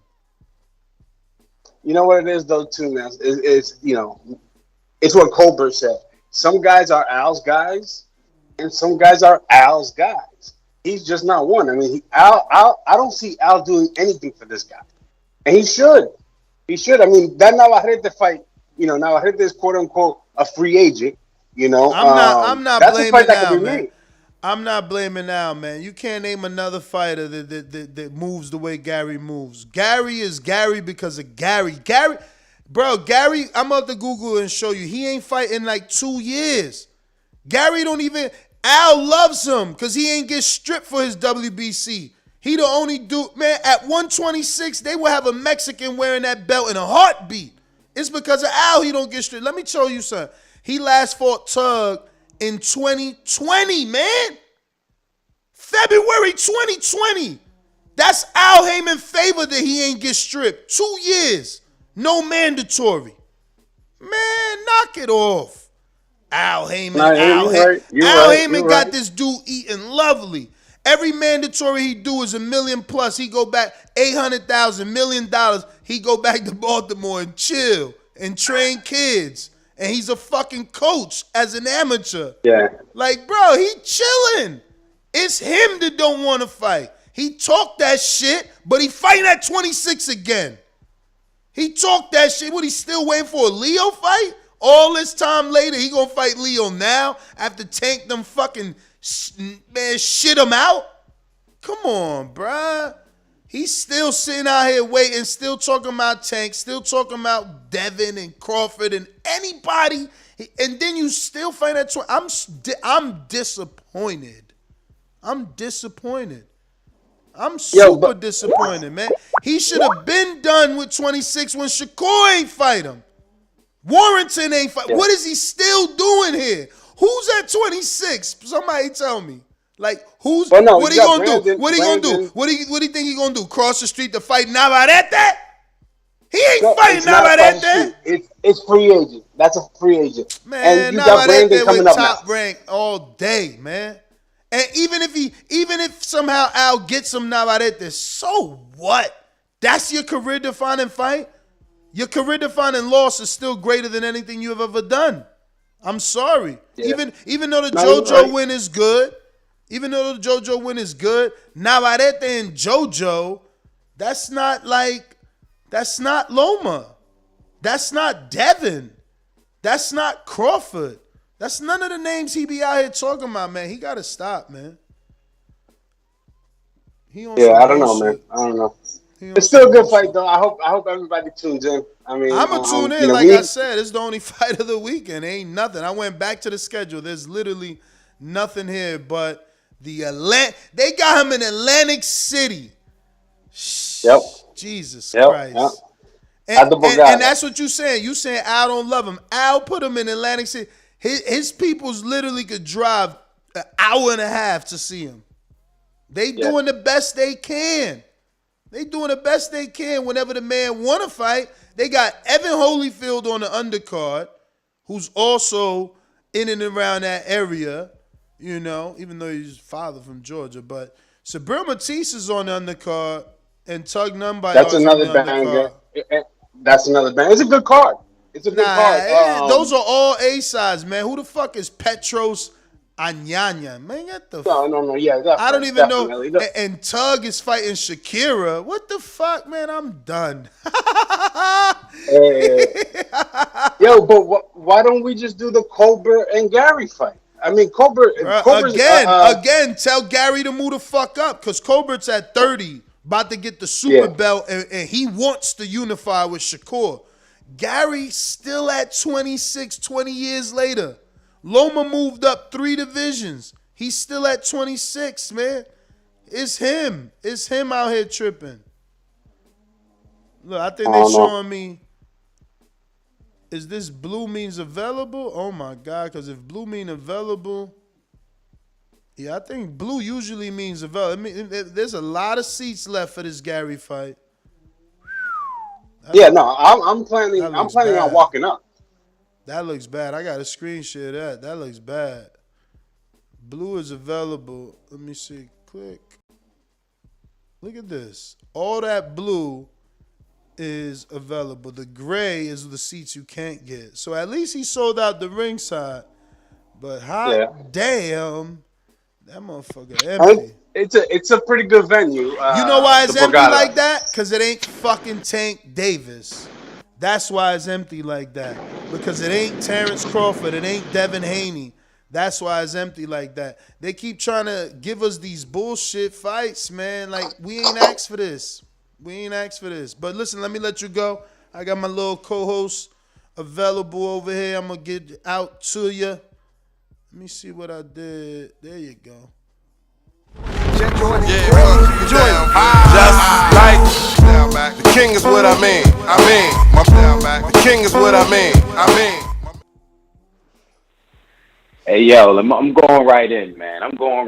First of all, man, Keith Thurman, I was so disappointed that they talking about this shit as an eliminator. Like, respect to Mario Barrios, and maybe that's the favor they gave him. They said, listen, man, you go in there, look what happened with Tank, man. We got you, man. We're going to take care of you. Move to 147 and give him a chance against Thurman, because even looking in that live, man, he looked a little dinged up, man. And listen, you know how we get these robocalls and they trying to sell you the car warranty? If every fucking call was Keith Thurman calling, everybody would buy a warranty, because this motherfucker can sell you anything, man. He can sell you anything, man. So he's talking about, Ray, you didn't know. See, I'm the first one to announce this is a WBC. He should be ashamed of himself that this is a WBC eliminator off of all these guys out here scratching and clawing at the top. But it's cool. Like I said, I'm going to lay off of him. And let me talk about the Fonz. You know who the Fonz is? The Fonz is the old dude with the leather jacket still going around the fucking high school. That's Gary Russell still hanging around at 126 doing a bunch of fucking nothing. You're going down, hanging out at the diner with your leather jacket on with the fucking high school kids, and you ain't doing shit to move up. He's the Fonz of the fucking division, man. He's on some bullshit. All the young kids done passed him. You know what I'm saying? Cobra blew through that division. Shakur blew through that division. Ain't Leo about to fight on the undercard of this fucking Thurman fight anyway? Yep. Yeah, so like, who the fuck is waiting around for Gary Russell, man? He needs to stop trolling the high school, man, and fucking, you know what I mean, pick up people his own age and size, man. But you know, this is boxing, man. What we want to happen doesn't happen, but what happens, man, you can't hide from certain shit. So I don't want nothing bad to happen to him. He's gonna fight Tug, right? Nah, he fighting Masayago, the orthodox Manny Pacquiao. Yeah, you know, those Filipino fighters, man, they all want to be Manny Pacquiao. I ain't never seen another Manny since I seen Manny, but, you know, I guess it's Gary Russell. It's a catch-22, because if he lost a step, we'll see. But, you know what I mean, alligator arms, he probably going to be out there striking like fucking lightning. The man is lightning quick. He can move. He can do a lot of shit, but, like, you know, Maybe he'll meet, a challenge that'll make him either move up or move him off of that bullshit position at 126 where he's at, man. It's so frustrating sometimes, man, when you love the sport. You're a fan of the fighters, man, but when you love the sport, you don't like to see shit like this happen. So this is why I got to speak my piece. It don't matter what I was doing. I put the fucking computer away. I said I gotta call in. Because that's what you do on the boxing voice. You know what I'm saying? You gotta weigh your shit in the terror dome. You gotta say what you need to say and fucking stand on it. So, you know what I'm saying? The Fonz, we gotta watch him because he's the only Joker giving us a fight this weekend, man. So I ain't gonna hold it up, Ness. I'm a little pissed off right now. I gotta go cool down, man. Bruh, Brandon said that this Petrov dude, Petros, is the guy that beat Subriel Matias. This is a prime example of doing too much. Don't nobody even know that Subriel Matias lost to some dude named Petros. To bring my man back, there's no need. Subriel's already on a high. Like, why you giving us a rematch we ain't even asked for? Putting this rematch on his resume for no reason. Do you even know this dude? Nah, I know Matias. I don't know the Petros guy. Yeah, he allegedly gave him his first loss. Yeah, how long ago was that? Was that just on some run back? Like he just trying to clear up some unfinished business, perhaps? Like, man, I can't tell you, bro. I can't tell you. But now PBC gonna tell you, I guess, on Saturday. And that's the reason it's happening. Well, Matias is definitely on the upward trajectory. Definitely a powerful puncher. You know what I'm saying? He's always ready for a brawl, and maybe they figure that, this will put some excitement on the card because they don't know what Gary's fight is going to look like. You know what I'm saying? So maybe they're trying to, this is their idea of stacking the deck. Maybe hoping Subriel will go out there and, maybe, change that, right that wrong on his resume and also put on an exciting fight because he is an exciting puncher. That's what we do know about him, People saying it was on the Wilder Fury undercard. Damn. That's crazy. Foxy Brown said, we do know Ness. Hey, listen, I'm sorry. I don't know who the fuck that is. I'll tell you one thing. They ain't had to show me who he was either. You know what I'm saying? Subriel was living high off of like 2 wins in my head. That the dude that, rest in peace. And, and another like decent little win that I seen him do. I didn't need him to rematch this guy that I never heard of. Nah, man. But again, they got to do something to sweeten up the pot. With the Gary Russell as the headline, man. So maybe they're hoping that he brings that excitement. It didn't work. It didn't work. I showed the tickets. They very available. Very available. But let me get to this counterpunch. I got James in Alabama. What up? Yo, King, man, you full of shit, right, man? What how you gonna say Gary Russell's the Fonz out here, man? Oh, you talking about me? Yeah, King, yeah, man. You full of shit with this right here, man. All these young, since you want to use Happy Days references or whatever, man. These young guys want to be Richie Cunninghams or whatever, the Devin Haney's, the Colberts, the Shakurs. We all know that they evading damn Gary Russell. Gary Russell has not put a performance that been disappointing since the Lomachenko fight.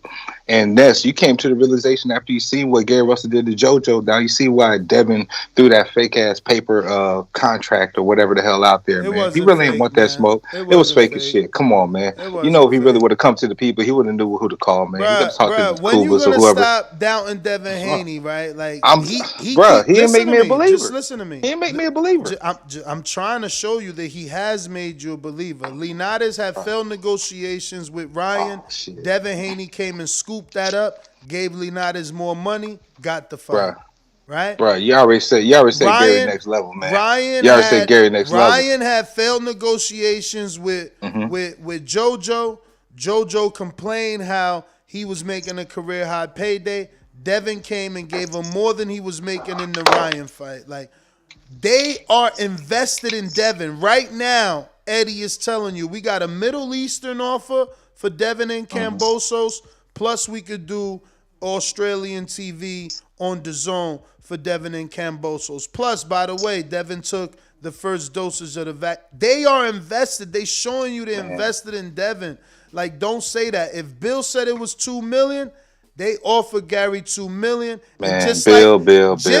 every other. Look, I said Bill's name 3 times. Just Man, he gonna pierce him, right? Just like every other PBC fighter that's been offered something from Eddie, they couldn't take it. They couldn't take it. You know, end of the day, man, you know you full of shit, man. Because if Gary Russell stepping that ring with Devin Haney, man, would you actually have that? Gary would you ain't have want that 50-50 fight? He ain't want that. Come on, man. Gary ain't want that smoke. The money was there, man. The money was there. Devin made us a believer. Devin made us a believer. You know, Eddie paid for the fucking T.O. fight to bring Kambosos there to make Devin meet up with him all on camera. Come on, like Kambosos was at Devin weigh-in. They again met on camera. Like, stop it. They invested in Devin. If Devin say he offered that man $2 million, is that man that didn't want the fight? Hey, right, check the record books. Check the record books. JoJo was getting 1.5 to fight Ryan, and he got more to fight Devin. I'm just saying, like, how is the man a liar? Show me he's a liar. All right, man. Keep believing that shit you want to, man. Your boy would have had a blemish record to goddamn 126 pounder if he would have took that fight. Hey, and you know it, man. It's the 126 pounder that don't want to take that fight. Bullshit, man. Yo, anyway, man, you know Gary Russell willing to take a test, man. That's why he fought the Loma fight. I don't know what you're saying. What test? Come on, man. You know, he actually been testing his resume, man. Devin been moved so goddamn gently and fragile with white gloves and shit, man. You know that for a fact, man. I don't even know what we're talking about anymore. I'm lost. I'm lost too, man. Yo, I'm out, man.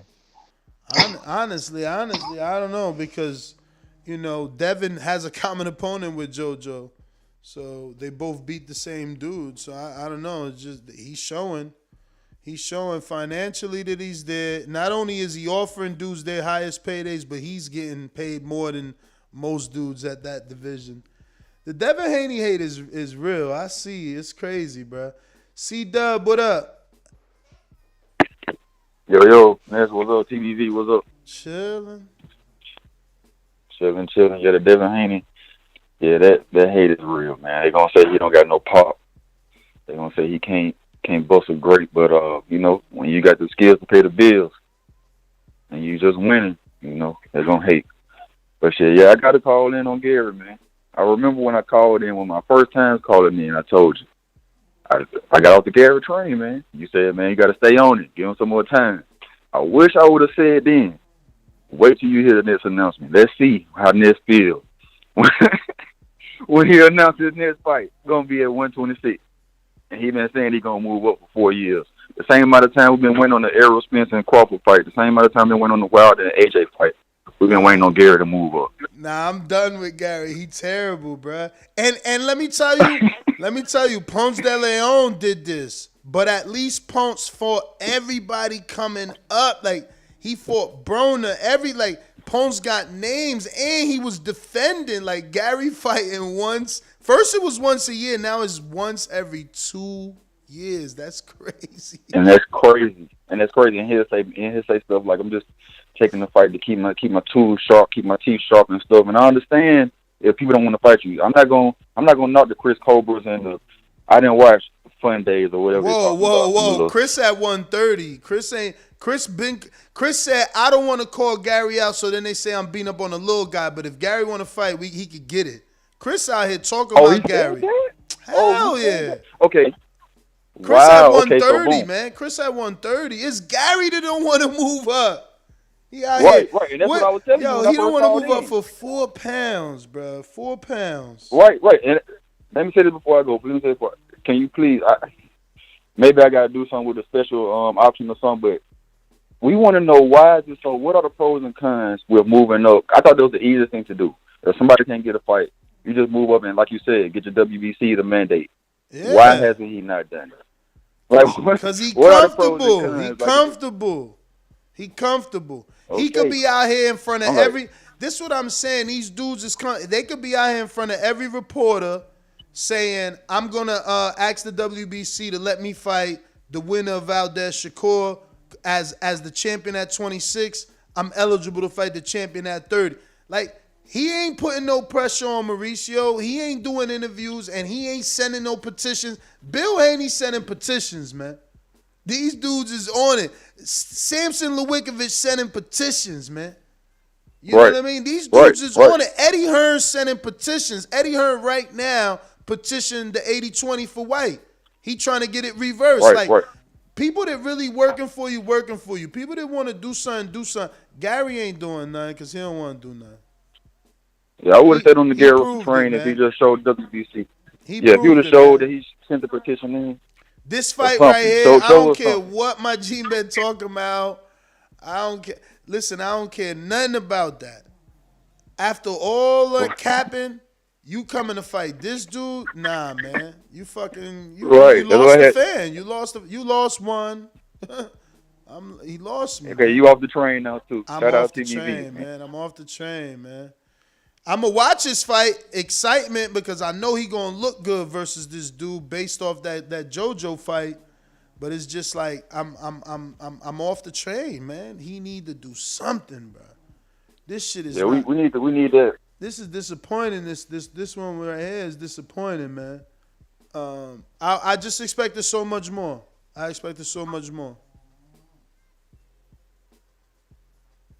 You there, C-Dub?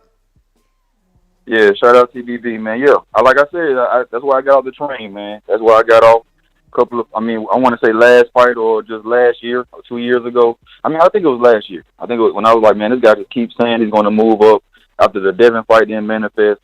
And I didn't see him put in a petition, like to fight the 135 champion. I'm like, man, you just got to show that you're trying. But, yeah, man, shout out. You keep doing what you're doing, man. Appreciate you, man. Hit the like button. It's free. All right. Yeah, man. Shit, it done turned into Gary, man. Gary, yo, listen. Gary could petition for both 130, 135. Now Mauricio forced. He's like, fuck, I ain't giving him Valdez. I'm giving him Haney. Or, he do give you Valdez, but You know, he been a champ so long. He got the most defenses right now as any current WBC champ. Like, man, get out of here, bruh. Go ahead and activate that status, man. Move up. 4 pounds anyway. It's 4 pounds anyway. And if these dudes use the media to their advantage, if they was more like Keith Thurman, they wouldn't be in this situation because he could easily be like, man, I'm moving up. I'm activating my 126-pound status so I could get the 30 champ. Hopefully Shakur don't duck me again. Shorty know he been ducking me. I told Shorty I'll fight him. He don't mention my name. He talk about warranting. So now I'm coming up to Shorty division. You know what I'm saying? Make a fucking fight. Be more like Clubber Lane. Just saying, man. And don't go quiet like Andre. Don't do that one time. Get a bunch of sound bites. You know what I'm saying? Maybe shit ain't go your way because Canelo looked good in that. And he had a bunch of sound bites like the payday and all that. Get the fuck out of here, man. But don't hide because it ain't go your way. Keep putting the metaphorical neck on him. Keep doing interviews. Keep saying shit. You had us believe. He had me believing that he was really going to fight Crawford, bruh. Like, I really believe that shit. Like, he really, really, really made me believe. He like, your word is born. I stole his ass when he was in the Emmys. I'm like, oh, shit. You know what I'm saying? He fucking fooled me, bruh. I don't like that, bruh. He be fucking capping, man. Tired of his ass. He capping too much nowadays. Hawk, what up, man? Yo, what up, Ness? What's good? Ain't too much. I'm driving. Can you hear me? Perfect. Oh, you say perfect. All right, let me shut the door a little bit. Yeah, man. Chachi and Vinny Barbarino and Arthur Fonzarelli live right down the street from me, bro. You know, I'm out here in Maryland, so yeah. All the Arthur Fonzarellis live right down the street from me. I don't know what that man doing, still fighting at that weight class after arguing with Terence Crawford. But that's Gary Russell for you. I got him winning the fight though. When the fight coming up, he'll probably win that for sure. He's been down there long enough. He should know how to beat everybody at that weight. But the Keith Thurman thing, brother, I don't agree. Well, Keith been gone for like 5 years. He fought twice in 5 years, or 3 times. This will be the third, right? Mm-hmm. Something crazy. Yeah, like nah, that. man. Yeah, he ain't fought but twice, man, and this will be the third. So in like 5 years. So, nah, we got to see. We got to go with the plan. Let Errol beat Ugas, then Errol fight Terence. I said that yesterday. I still want Errol fight Terence, and in that order, because we've been waiting long enough for that fight. No way he come out of nowhere and just take that spot. Now I want to see Errol fight Terence. And if everybody thinks that Terence Crawford can't beat Hulk, I love you. I love you. Listen, shout out to James Benitez, who sent a cash app and said thanks for the extra time. And then he also even sent a counterpunch, obviously, what we just had. We got J Mac in the building. What is up? So you hating? I'm that guy. What you want to bet on? Bet 100,000 on that. Let's bet $1 million. You getting that money, right? Easy. Let's bet $1 million easy. And I for the bread. When I him, y'all gonna say he was too weak on my life. Okay, bow down, bitches. I'm about to handle business. I'ma teach you all a lesson. This'll only take a minute. Got a part and all this passion in my blood. Niggas hating just because. Think about it. Everybody love Bud. J Mac, where you at? Where you at? All these niggas hating on me. Shit is whack. Shit is whack. So official with it, go and check the stats. Hey, I'm out here trying to get it, and that's I only got a minute. Get ready for the back attack. Yo, what up? Martin, that's what's up. What up? What up? What up? What up? James Benitez. That's a sad case, man. He been hating on Devin for a while now. It's just some people, no matter what they do, they're gonna always just find a way and stuff, and find a way to hate. And I mean, I know I'm guilty of that, with Canelo at times. I actually respect Canelo and understand what he is, but James, he's just a sad case, man. He'd rather run around a guy who's still running around here in high school bullying people. His best days are alone behind him. I mean, I think he's more known for his amateur days than actually his professional days. Gary ain't fighting, what, 2 years? Yeah, man. Since February 08, 2020, man. But he out here talking about he want to fight Terence Crawford. He want to fight Devin, and then claiming Devin ain't something real. Like, Gary not even real. I don't know if he really fights anymore. You sure that's going to be him? Or that's going to be like a feeling or something, like for a movie script or some shit? I don't know, That's man. my cup. I don't know, man. Gary. We got a brand new caller in Seattle, Washington, or somewhere in Washington. Help us out, caller. Where you from? Yes, sir. What's going on? Shout out to TBV. I just want to say, man, What's your get name, straight to it. Jay Blizz. Jay Blaze. Jay Blizz. Blizz. Yes, sir. Blizz. Blizz. All right. Talk to it. You in Seattle? Yes, sir. All right, champ. Take it away.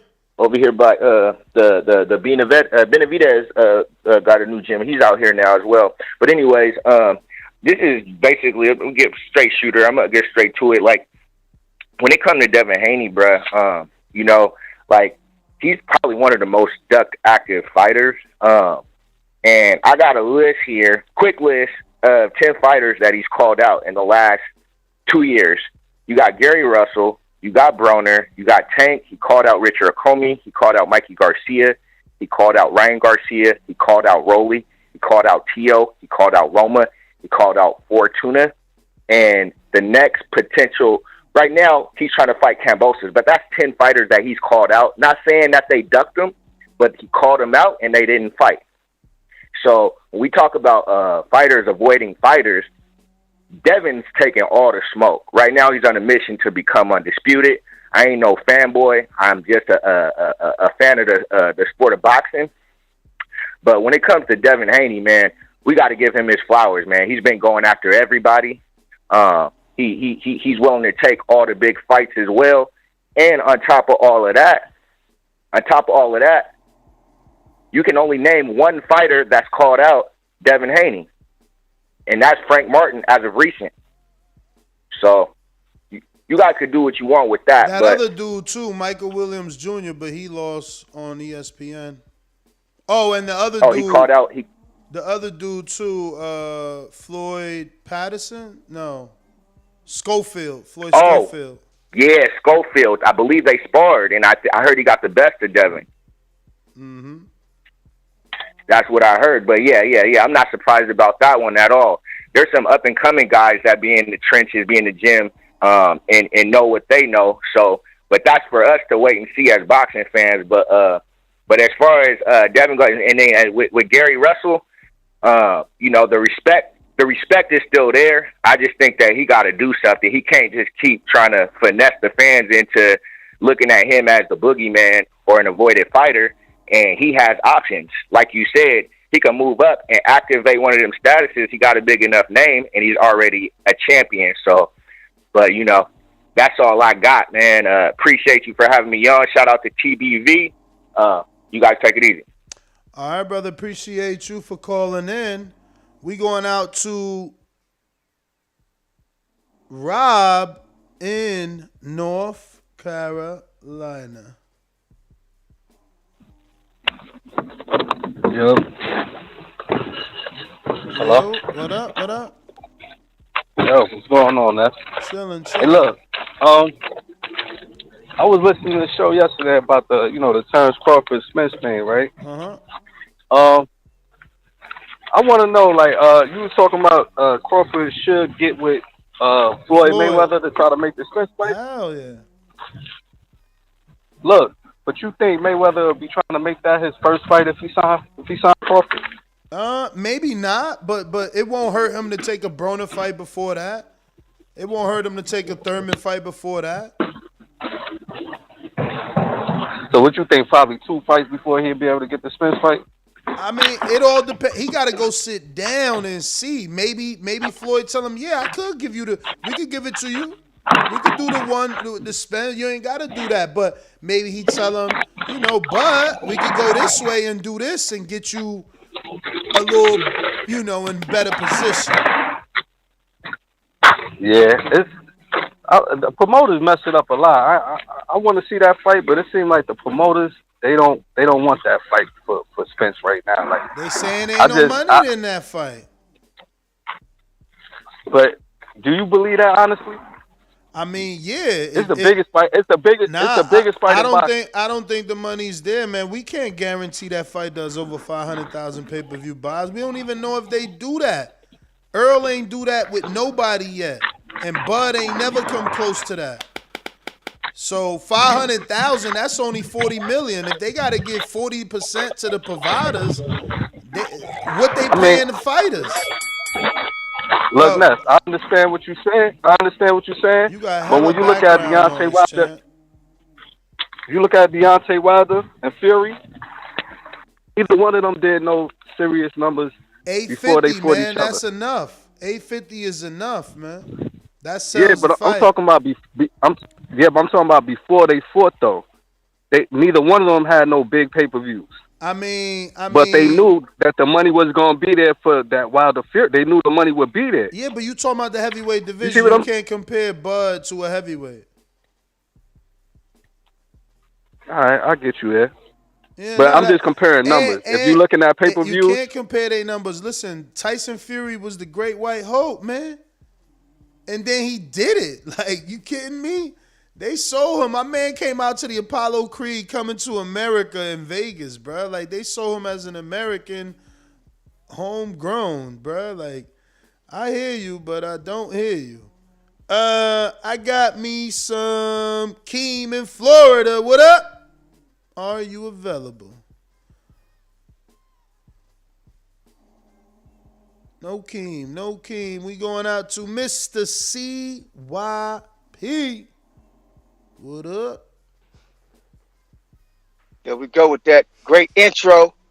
Shout out to you hookers and hoes tuning in for another great morning. Listen, man, when it comes to my man Keith Thurman, let's get this out the way first. The fighter that gets all the fights is not the most feared. That's literally impossible. If he get all the fights, he ain't the most feared. The dude who doesn't get the fights is the most feared. Let's get that official. One of y'all said that dumb statement a while back. When it comes to my man Keith, man, I gotta be honest. I jumped off Keith when Keith came back and said he's not having no big fights that year. He's gonna have some tune-ups, and then the next year will be his get back. The next year will be his year. This year will be his get back. He lied to us. As soon as Manny Pacquiao offered him that money, he went back on his word, fought Manny Pacquiao when he was not ready, and he lost. That was on you, partner. That was self-inflicted, fellas in the back hall. That was self-inflicted. You lost when you said you did not want to do it. You turned on us and you did it anyway. And now you want us to pretend like everything is good when you ain't fought in 2 years after that. What happens with Keith Thurman is he comes back, he'll win a big fight or participate in a big fight for money. Then he'll get to talking, and then we won't see him fight again for another 2 years. Cut it out. I will give him credit, though. He was the only boxer, in my opinion, at welterweight who was the consistent number one since Floyd. To me, since Floyd, there hasn't been a consistent number one where Keith Thurman was. I don't think it's Spence. I don't think it's Crawford. I think it's been issued out between both of them. So I will give him that. There was a time and period where Keith Thurman was the number one guy, so I give him credit for that. But right now, my man, you got to do a whole lot to win me back. I'm not falling for your shit no more. CYP is officially out. I'm with you, man. Hawk, Maryland, counterpunch. Yo, yeah, I was just saying about yesterday, Ness. And I want to shout out that CYP, man. That dude always, I like everything that dude be talking about, bro. But what I was about to say, yesterday he was talking about Boots fighting Terence Crawford. And I love Boots. I think Boots is definitely the up-and-coming star. But I tend to think that, no, he don't need to fight Crawford because I believe Crawford would beat him right now. Crawford got the knowledge, and he's been in real gritty fights. And I haven't seen Boots in fights like that. I think that would be a mistake for them to put him in there with Crawford, like Tito Trinidad and Vargas. And it's a couple of other fighters that jumped up. Even there you go with Canelo and Floyd.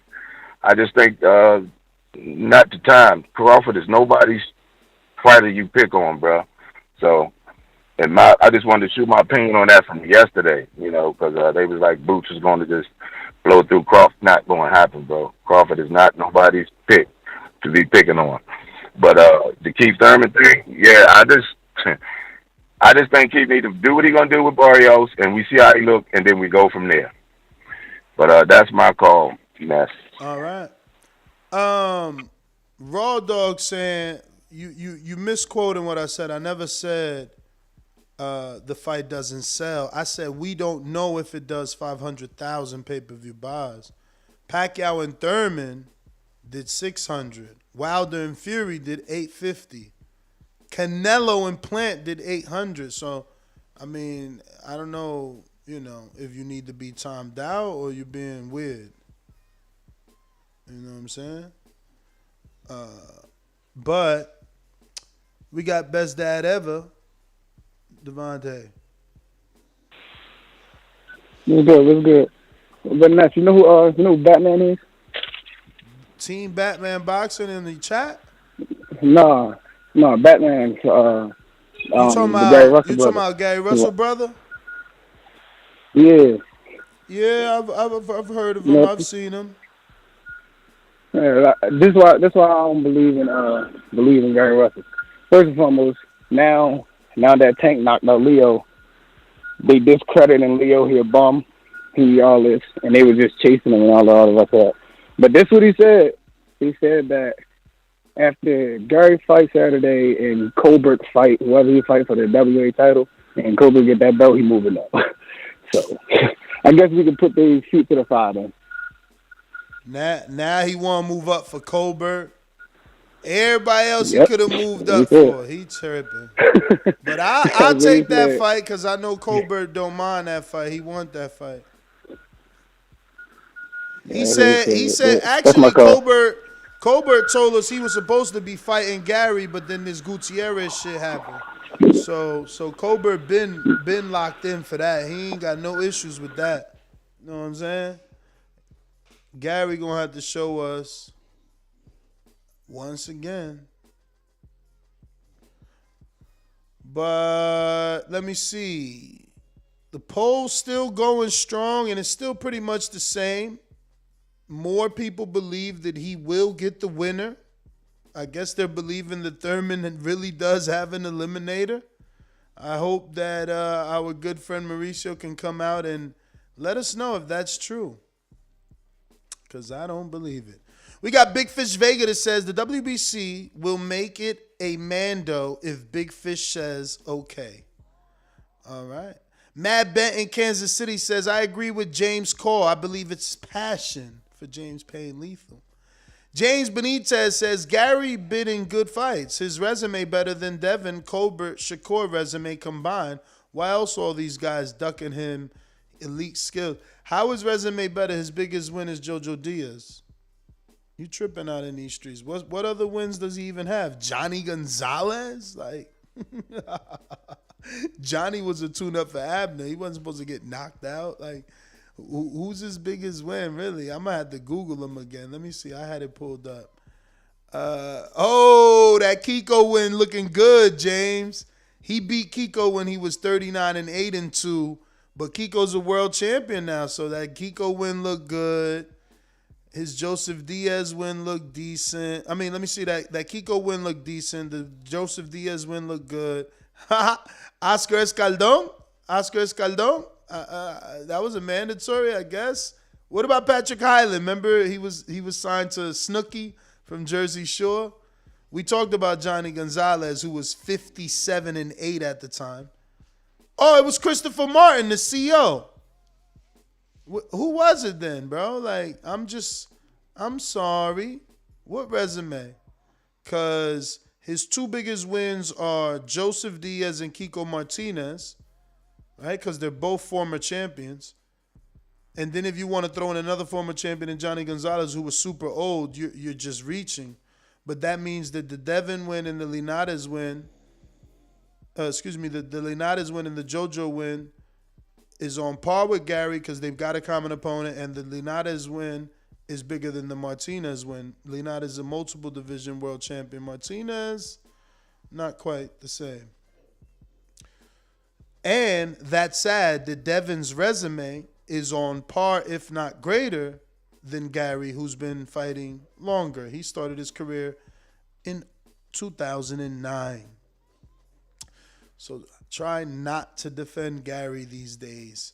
Fred Robinson, the world needs to see more of the Russell boys, for real, for real. The only thing that stopped the Devin fight was the date. Devin had locked in. Wasn't enough time. Yeah, all right.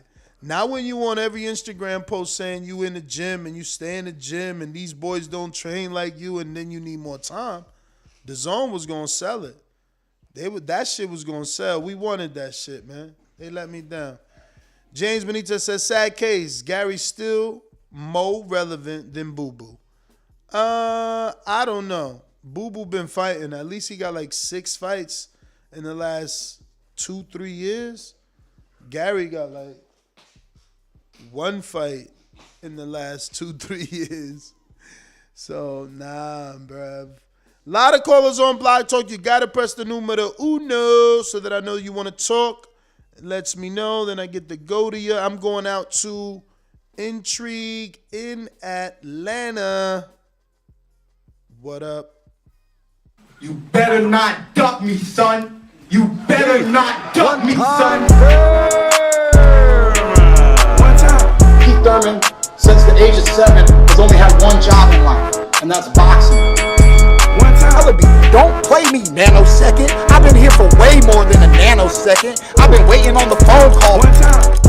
Thurman's not done. For all those who think Thurman's done, I'm not done. SDS Promotion. One time. Intrigue. The big fist killer. Everybody now! Everybody out! Man down, man down. But that man didn't go down. One time. What up? What up? What up? What up? One time. Yeah, man. I see folks big mad. I seen Queen Amin calling in, screaming.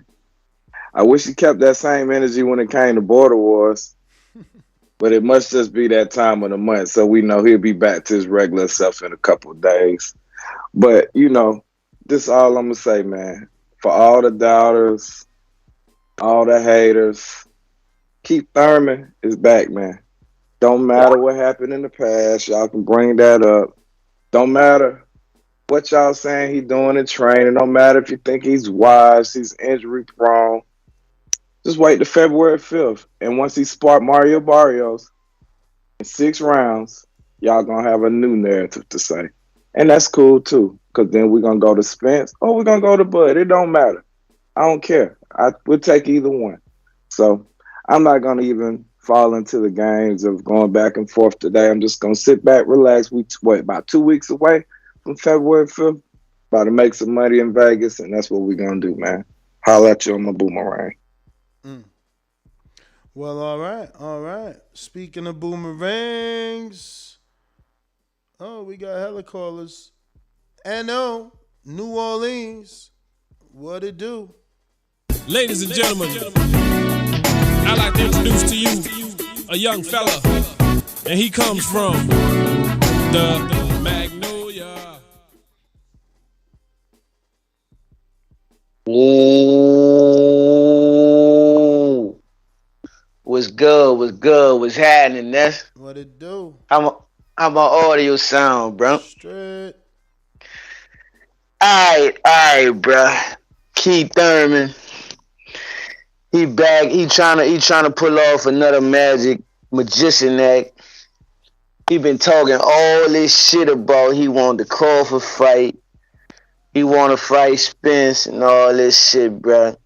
So why when you know Spence is about to be in a unification fight, you about to go in there with a cab driver, basically?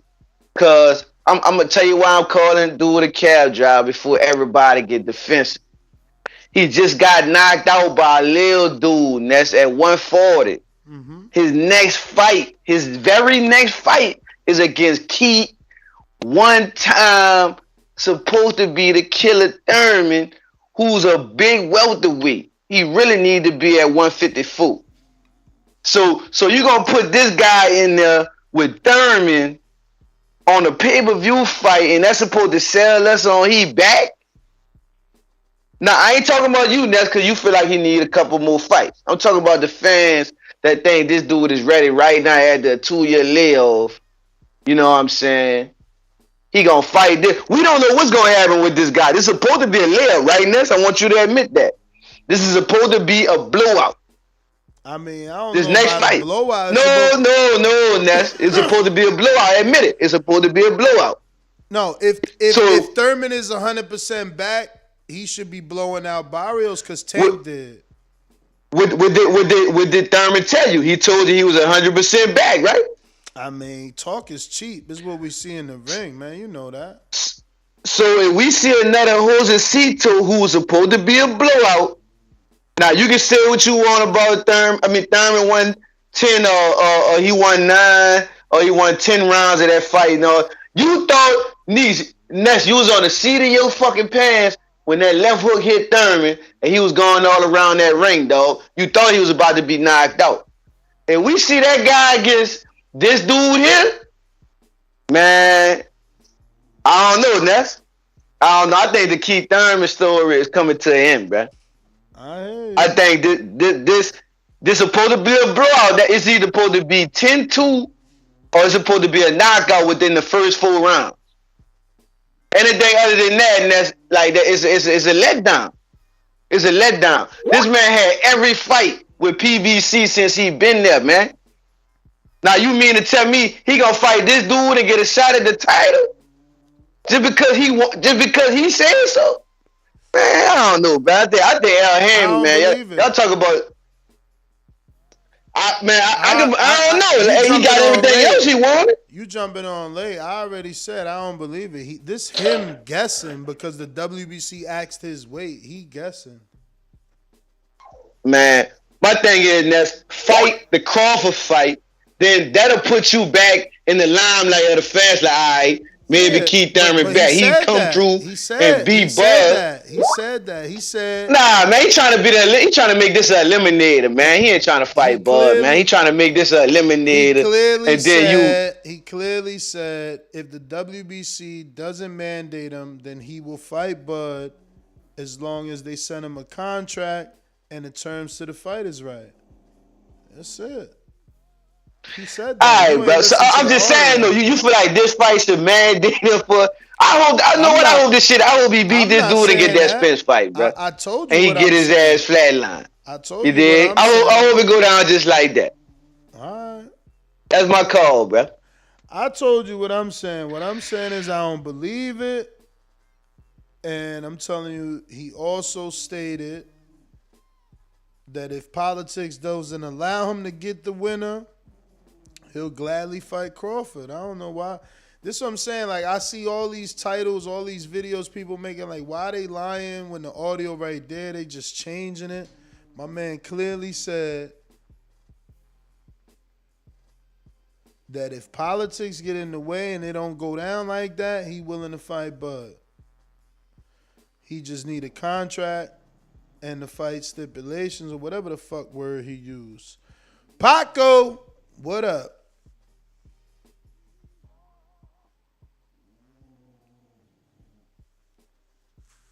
Paco. Yeah, JB. Al is the one to send a contract, and that's what I'm telling you. Why would he send a contract to a dude that he ain't even working with? Like, my man got to go at least sit down and say he's interested. This shit is crazy to me that they just sitting out there on some island waiting. Sony, what up?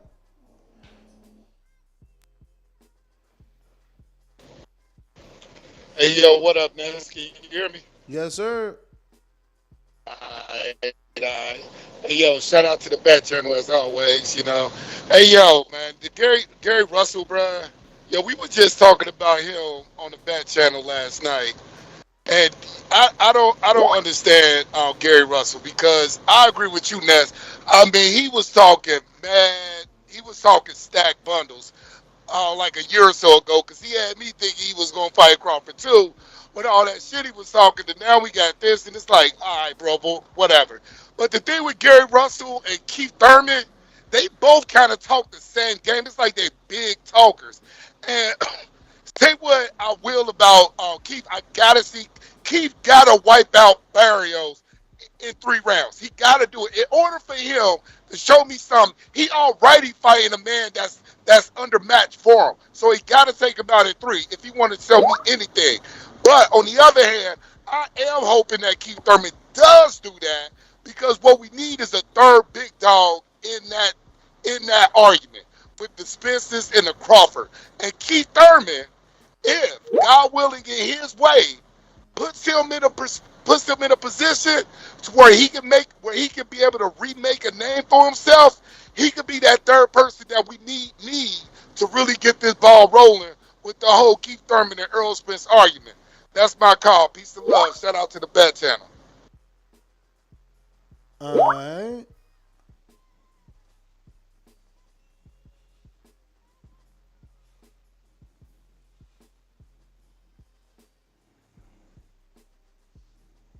We got Stainless in the building.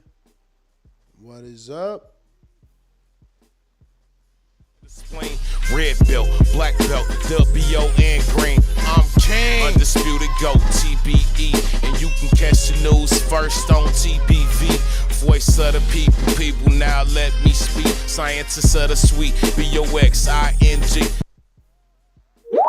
Yo, TBV, what's good? You can hear me? Yes, sir. Yes, sir.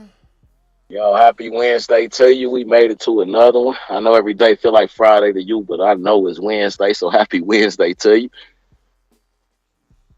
Thank you. Now, on the topic on the top of this boxing, I saw that it was saying Keith talking about Keith Thurman, and if he beats the winner, now it's been made a mandatory, and the winner gets the mandatory shot against the winner of Spence Ugas. That's cool. You know what I'm saying? I'm not everybody else. We was actually talking about it yesterday. I think Keith will probably pull it off a little later, maybe the 8th or 9th round. But I think it's more important that he get the W than that he get the knockout. You know, we as boxing fans, we want to be fickle and make, he need to be this and be that. Now he just need to be Keith Thurman. It's the name, man. I mean, he's already been Keith Thurman this entire time, whether it's one time, Keith Thurman, whatever. We just want to see elite fighters fight each other. And we consider Keith Thurman to be elite, whether, he made me a fan with his loss to Manny Pacquiao. I still consider him an elite top-tier boxer, so I want to see it, whether it's Crawford or Spencer Ugas. I prefer Crawford. I've been talking about that for years. I think Crawford is a great test, I guess, eye test to see where he's at for the Spence fight. But I think Keith to be a phenomenal boxer, man. He's good at what he does, man. I'm sorry. I take flack on the back card later, but my opinion is my opinion. On to this Gary Russell. It's funny because they both came up in a conversation of intelligent, well-spoken boxers, and Keith Thurman and Gary Russell are both that. Keith has had injuries though, so we can kind of give him a reason for the layoff. But Gary just been being Gary Russell, man. Since 2014, he's only fought once a year, and as much as I like him outside the ring, I think he's a very intelligent black man who speaks highly of being black, which you don't get from a lot of fighters either. So I appreciate who he is outside the ring, but because of his lack of activity in the ring, he falls off as a fighter, man. So I hope that he does what he does and gets this victory, and then has another fight this year. Kind of like Crawford when he couldn't get a fight with anybody from PBC. I don't really care who he fights. I just want the man to fight. Stay active so we can keep your name in the conversation. Because otherwise, I'm going to have to start taking the Ness, getting on Ness boat. And why be a fan of Gary Russell when he only fight when he feel like it? But that's all I got, man. I got to get back to work. As I always say, please make sure you push that thumbs up. Share this in every episode of the Boxing Voice podcast. This is TBV for life. And if you ain't on Patreon, it's because you're stupid. Peace. All right, listen, we got a bunch of callers on Blog Talk. You gotta press one time and let me know you're rocking out. We're going to Big Fish JT. So interesting that you come across like a nice guy, but you're really a piece of shit. Hey, with that comment. Come on. That was a piece of fuck you. That was a piece of shit. We're doing live TV. Man, I don't care. What you gonna do about it? I'll kill this mother. Why do you have to talk like that? Well, I'm talking to you the way I want to talk to you. You have a problem? Turn off your station. I'm the best ever. Yo, what up, Ness? What up? I just hopped on, and the first voice I hear is Intrigue over there crying again about Keith Thurman. But I'm happy to see Keith Thurman back in the ring. But honestly, I'm not impressed with his opponent, and how the boxing world works.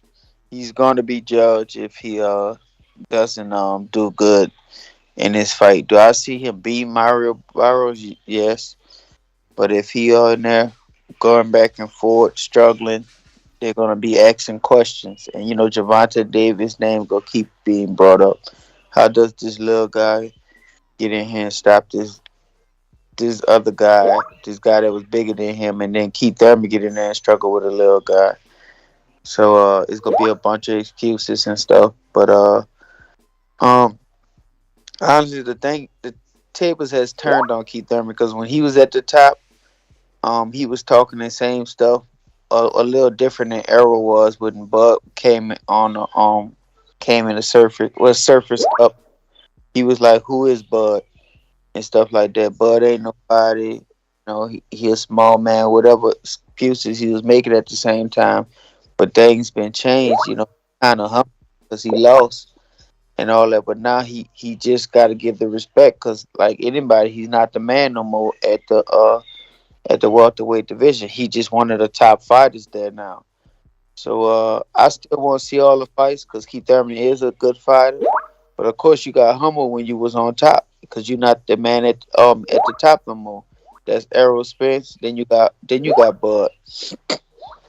But I want to see the fight. But I wouldn't be impressed.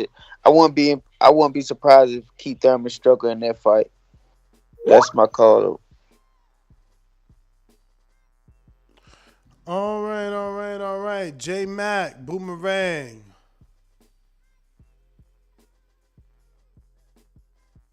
Alright, we gotta put out an APP out on the tree. We had a little peace treaty thing going on. And me, Keem, Brandon, Stonebone, we took the nigga in, gave him food. We ain't had nowhere to stay. Nobody wanted to be Keith Thurman fans with him. We come home yesterday, we see this nigga done packed his shit. He gone now. He running the streets because Keith Thurman getting these fights. He think Keith Thurman back on top. So, I mean, I'm feeling some type of way, and I'm feeling used and abused because I thought we was in on our peace treaty, but now that he feel like Keith getting back, getting that shine again, this nigga ain't got, he out here cutting up and stuff like that. So, shout out to Intrigue. I don't believe Keith does. If he get in position to where he had to fight Bud, he's going to fight Bud. I think he going to move in another direction. I think both of them dudes, Errol and Keith, go get a hold of those 3 belts, and they go talk another type of direction that don't involve Terence Crawford. That's my boomerang. Mary Ross, I don't get it. No one ever said Barrio was a world beater when Tank fought him either. They didn't think he was a world beater. They thought Tank was gonna beat him. So, you're adding the bum word, but to say now Barrios is a bum and not when Tank fought him, stop lying. People weren't happy he was fighting Barrios. They were laughing that he was, first of all, Josh Teller called it a Mickey Mouse belt. Don't lie. See, this is what I'm saying. People just forget boxing. Like, nobody was happy he was fighting Barrios. It wasn't the real champ. And that was Teller. Teller was out here capping, mad, showing that he wanted the Tank fight and he wished he was fighting Tank by even coming out and saying all the shit that he said. But, like, nobody was embracing the fight. It's just Tank makes people buy his shit. LV Slugger, I see you. What up? Only time y'all see me in rage is when I turn into the Bronze Bomber.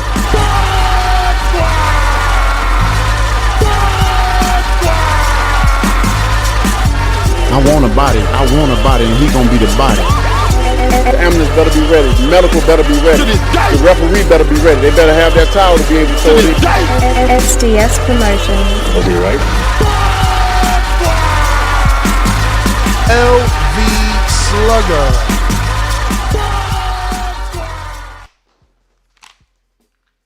What up? Yeah, what up? You straight. Okay, yeah, man, Keith, man. Yeah, I do want to see him back, man. Definitely, one of the big names in the division. But with him saying the WC Eliminator, it's looking like they trying to set him and EJ up, man. That's what it's looking like. They probably gonna go, with them both being on PBC. But I don't think guys being realistic asking for Keith to get this man out in 3-4 rounds. Like that's not realistic in my opinion. I mean, if he do it, all credit to him. But let's be for real. He been out the ring 3 years. Let's go and get this man some. He gonna have to get some, rust off. You know what I'm saying? I just feel like him looking good, putting on a dominant performance. That'll keep him. That'll put him back at the top of 147, like one of the top names. So, let's see how they play out, man. I think they might. I think they really setting up EJ Thurman. As long as EJ can get through Ugas, I think they're gonna try to make EJ Thurman. Just try to get as much leverage as he can over Bud. They're going to try to, and if he get through Thurman, they're going to try to send Bud a bullshit-ass contract, and he ain't going to accept it. Then his fans going to say he ducked, and he going to say, I can't make 147 no more.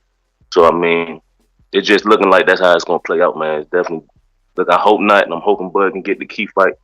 But, I mean, with him saying the WC Eliminator, they might make that fight next, man. And in my opinion, Bud, you know what I'm saying, if he, I think he might have to now take a risk, man, and try to use his WBO at 147 and try to get that Jamel Castano winner. That'll shut all that down easy. Like, that'll just make him look bad, but not, fighting him. So I mean, that's the only way I feel like he can. If this go out like how I'm just saying, I feel like that's how he gonna have to get that fight. You know what I'm saying? But try to see Keith. Let's hopefully he get the job done. And, get his name back popping at 147, man. But that's my call. All right. We got Boomerang Majimbe.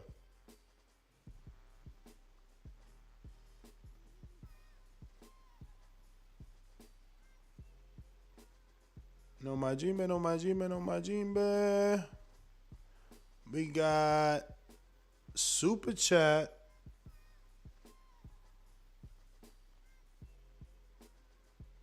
James Benitez with the trifecta.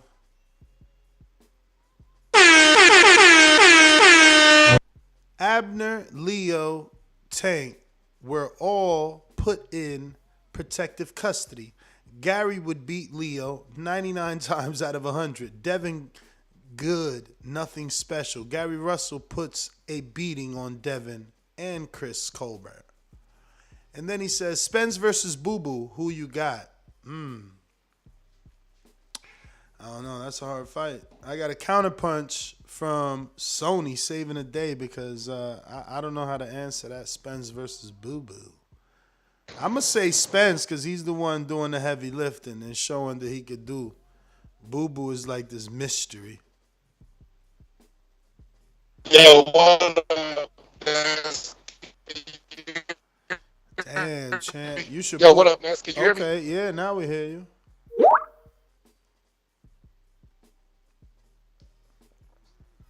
All right, that's what's up. Hey, you hear about with that one? That's a good thought right there. Boo Boo versus Spence. Because I'm a big fan of Boo Boo. Even though he get a lot of hate thrown at him. But yo, my counterpunch was because, bro, shout out to the Bet Channel, man. That's why I love the Bet Channel, bro. Because yo, we can say our parts, swing at heads, and that's what it's all about. It's like tough love back there, and I love that. But I gotta disagree with my brother Stainless, because this is what I mean by Thurman. I want Thurman to be in that trifecta when it comes to Spence, and Crawford. I want Thurman to be up there. But at the same time, the man had 3 years. His fight, he's coming back. He's fighting a dude that came from 140.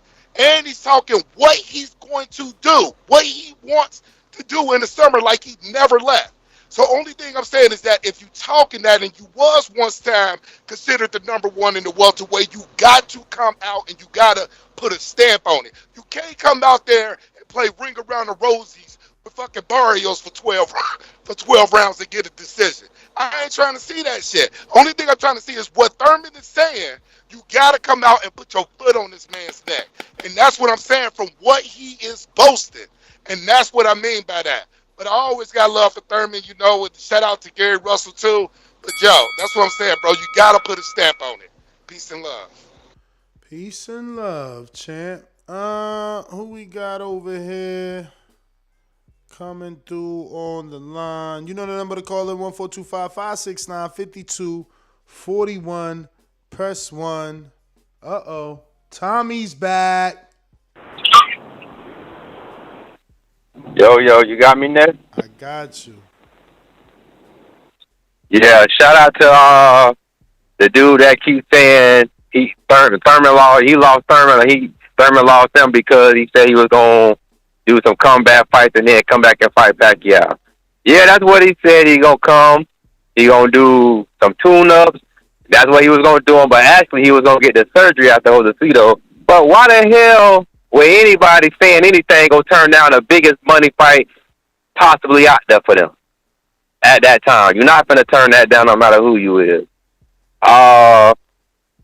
Everybody. I mean, I know my bro. I know my dog talk that big talking shit, but just like every fucking boxer do, how y'all saying if he don't knock out Barrios, even though Tank knocked him out, but Tank was behind on cards. But okay, he knocked him out. Tank a featherweight. He a featherweight, yeah, that's understood. But like I said yesterday, if he come back and he do a dominant performance, what's so bad about that? Devin, the best thing smoking, he don't knock out nobody. Ain't nothing bad Floyd about was that. the best in the world when he was knocking out stuff. Ain't nothing bad about that, but it's just gonna show the Tank special and he not. If that's what you believe, but like you say, style makes fights. Styles? And Yo, I mean the Tank punch got there. The punch. Tank not even his size. Listen. Okay, listen. So why didn't Earl didn't knock out Mikey? Why Earl didn't knock out Nike? Bruh, Tank is not a welterweight. He's not a welterweight. He started his career at 126. So if he don't knock out Mario, based upon that, you gonna say he ain't ready for Crawford them. No matter how sharp and good I don't know. he You look. heard the interview yesterday with Ray? You heard the interview yesterday with Ray? Because I could have sworn I heard Keith say he gonna do it in 6. I said he gonna do it in 6, but I'm asking you personally, if he walked the dog with Barrios for 12 rounds, bruh, but don't knock him out, is that telling you he ain't ready for Crawford? He better drop Barrios 6 times like Pacquiao did Algieri, man. Come on, man. Tank dropped Barrios multiple times and stop them, man. So your answer is yes then? Your answer yes? My answer the same. If he don't stop Barrios, he's not ready for Crawford? My answer the same answer had been. He need 2 tune-ups before this fight because this was a fight with too much pressure on his shoulders. He ain't going to be able to do what Tank did. So he gonna need a secondary fight. Well, it's only one thing to see. Everybody's got to tune in February 5th. Tank was walking that dude down, bro. Tank was walking that dude down, parrying his shots and hooking the shit out of him. And he what? Come on, bro. You acting like Tank was dominating him. Tank knocked him out. Yes, he knocked him out. Tank was not beating Mario Barrios' ass all round, all around. He was down on the cards on some people's cards. The knockout was the knockout. Listen to me. He was down on the cards on some people's cards, but he still was getting walked down. He was still getting walked down. You know it. But he was down on the card. So the power. So we all in agreement. The power, the only thing that won Tank that fight, or was it his skills? Both. Everybody know he could box. His explosiveness won him that fight. I know he can box. The way he started, he lunging for that right hook. I'm listening. Bruh, you not confident. Well, like I said, everybody.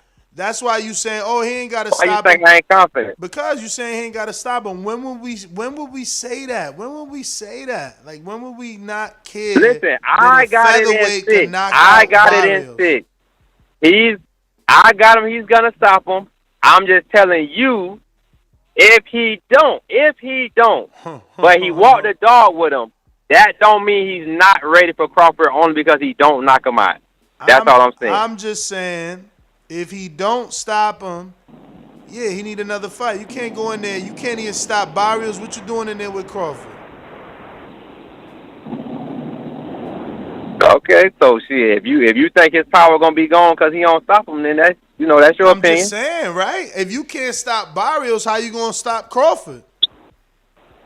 If you can't stop one dude starting at 126, how you gonna start the dude that started at 135 or 130? I'm just keeping it G, man. So he got to stop Crawford to beat him? I mean, you ain't got to stop everybody to win the fight. It's boxing. It's not knockouts Crawford stopping his last 10 opponents. It don't look like you going to win on the cards with him. He is either get stopped or be stopped.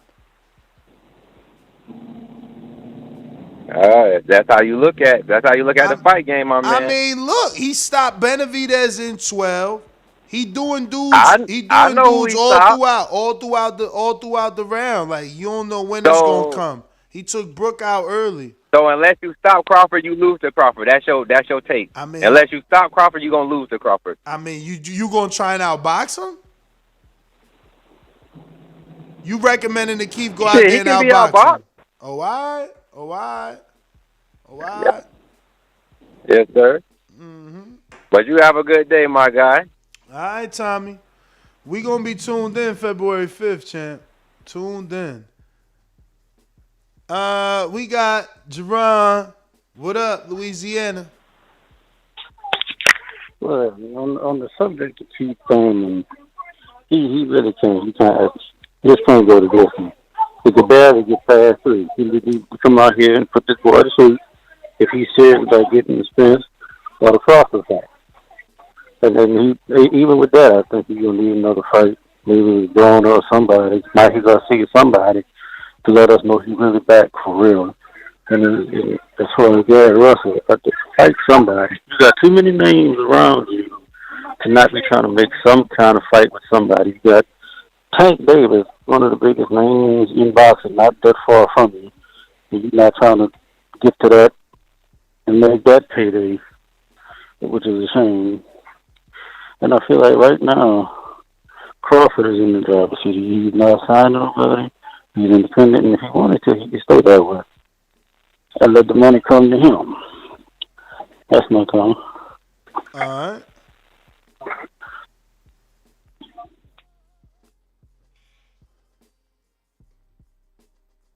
If you on Blog Talk and you feel like I ain't get to, it's because you ain't pressed that number one. If you don't press that number one, you don't get in the queue where you allowed to have some fun. We're going out to, let me see here, Boomerang.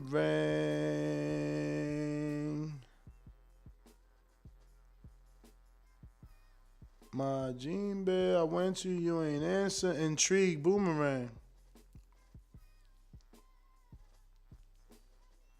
Is if Thurman, which I know he's gonna knock him out before Tank, faster than Tank, but if he by some reason he doesn't, he's not special. You're not better because you don't do something quicker. So you got to keep that same energy. Like when it came to Devin Haney versus Gamboa, did he get Gamboa out of there before Tank did? So I guess Devin Haney ain't special. I guess he's not better than Tank. Are we gonna say he can't be better than Tank because he didn't get him out? Because he didn't get Gamboa, same opponent. Nah, bro, you got to keep the same energy. It don't matter. You got to keep the same energy. It do matter. If you fighting the same person, Devin Haney's name is not one it don't matter. Devin Haney's height and one boxer isn't finished that them he can before knock the you other. out. So that means that he's better than Devin Haney by your logic, right? Right? That don't mean that. It's so many examples in boxing of somebody moving up and somebody might be getting them out of there and then the next person don't. Then they fight each other. Them two fight just because the person who got them out there and the person who went 12, when them two fight, don't mean that person who got him out there quicker gonna beat the one who went 12 with him. You say that all the time. Triangle Whatever theory. you say. 147 and 135 I'm are just two different canceling your divisions, argument. man. But You Thurman can't gonna take cancel care it. of him. You can't Thurman gonna cancel take it. care of him in 6 You can't rounds, so I ain't cancel it, worried man. about You can't it. cancel And it. the You can't last thing I compare want to Devin say, to you Thurman. acting like the fight already happened. That's how you talking on here. You acting like Thurman and fucking Barrios already done fight. You done seen the fight. Thurman struggled. That's how you talking on this motherfucker. They ain't fight yet. Let them fight. Then come back with all this shit. Done.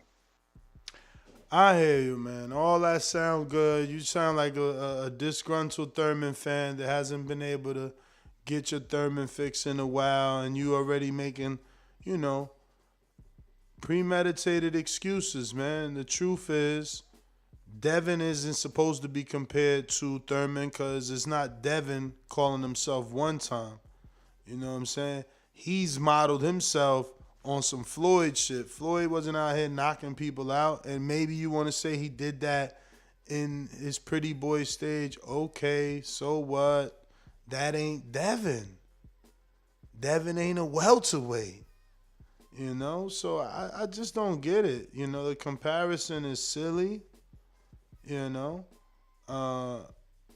Tank has shown power. That's why I said from the rip that it's not a good idea that he fights this guy because of that very same reason. Because people are going to compare it to Tank. Because people are going to expect a knockout because he's 2 divisions bigger than Tank. But, I hear you. Y'all out here trying your best to do some cleanup work so that doesn't happen. I get it. We got no Brandon, right? Let me see. Going down the list. Yup. Majid, what up?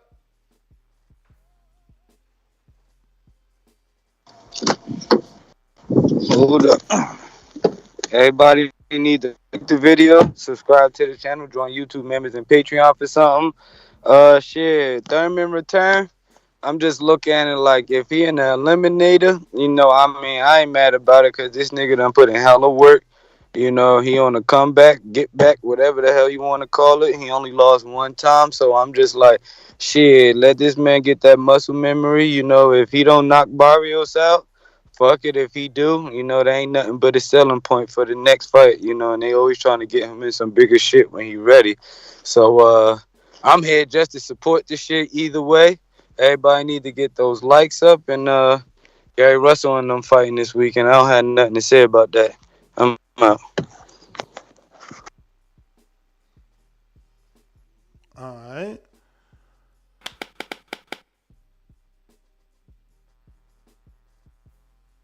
All right. That is everybody. Let me see. We got LV Slugger that says, Keith go 12 with Barrios. Would you be okay with EJ next? Oh, man. I want Keith out the race until he's back. Like, that's what you do with a race car. You fine-tune it. You take it to the track. You see what is running before you put it on the race. You don't just put it to race versus the top motherfucking guys without knowing what your car can do, bro. Like, all this could change for me though, right? Barrios, he could go out there and look amazing, and that's what I'm hoping for. I'm praying for. You know what I'm saying? But until I see that, you know what I'm saying? I'm waiting to see it. Until I see it, I'm waiting to see it before I'm ready to be like, until I see, I'm not going to be able to do it. It's just the bottom line. I need to see him look good to be back on that motherfucking gravy train, like that.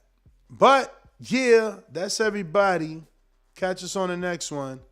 Definitely going to be doing another show today. What we got? Wednesday, we got Border Wars at 7 p.m., and I'm going to probably do something around 5 o'clock or sooner.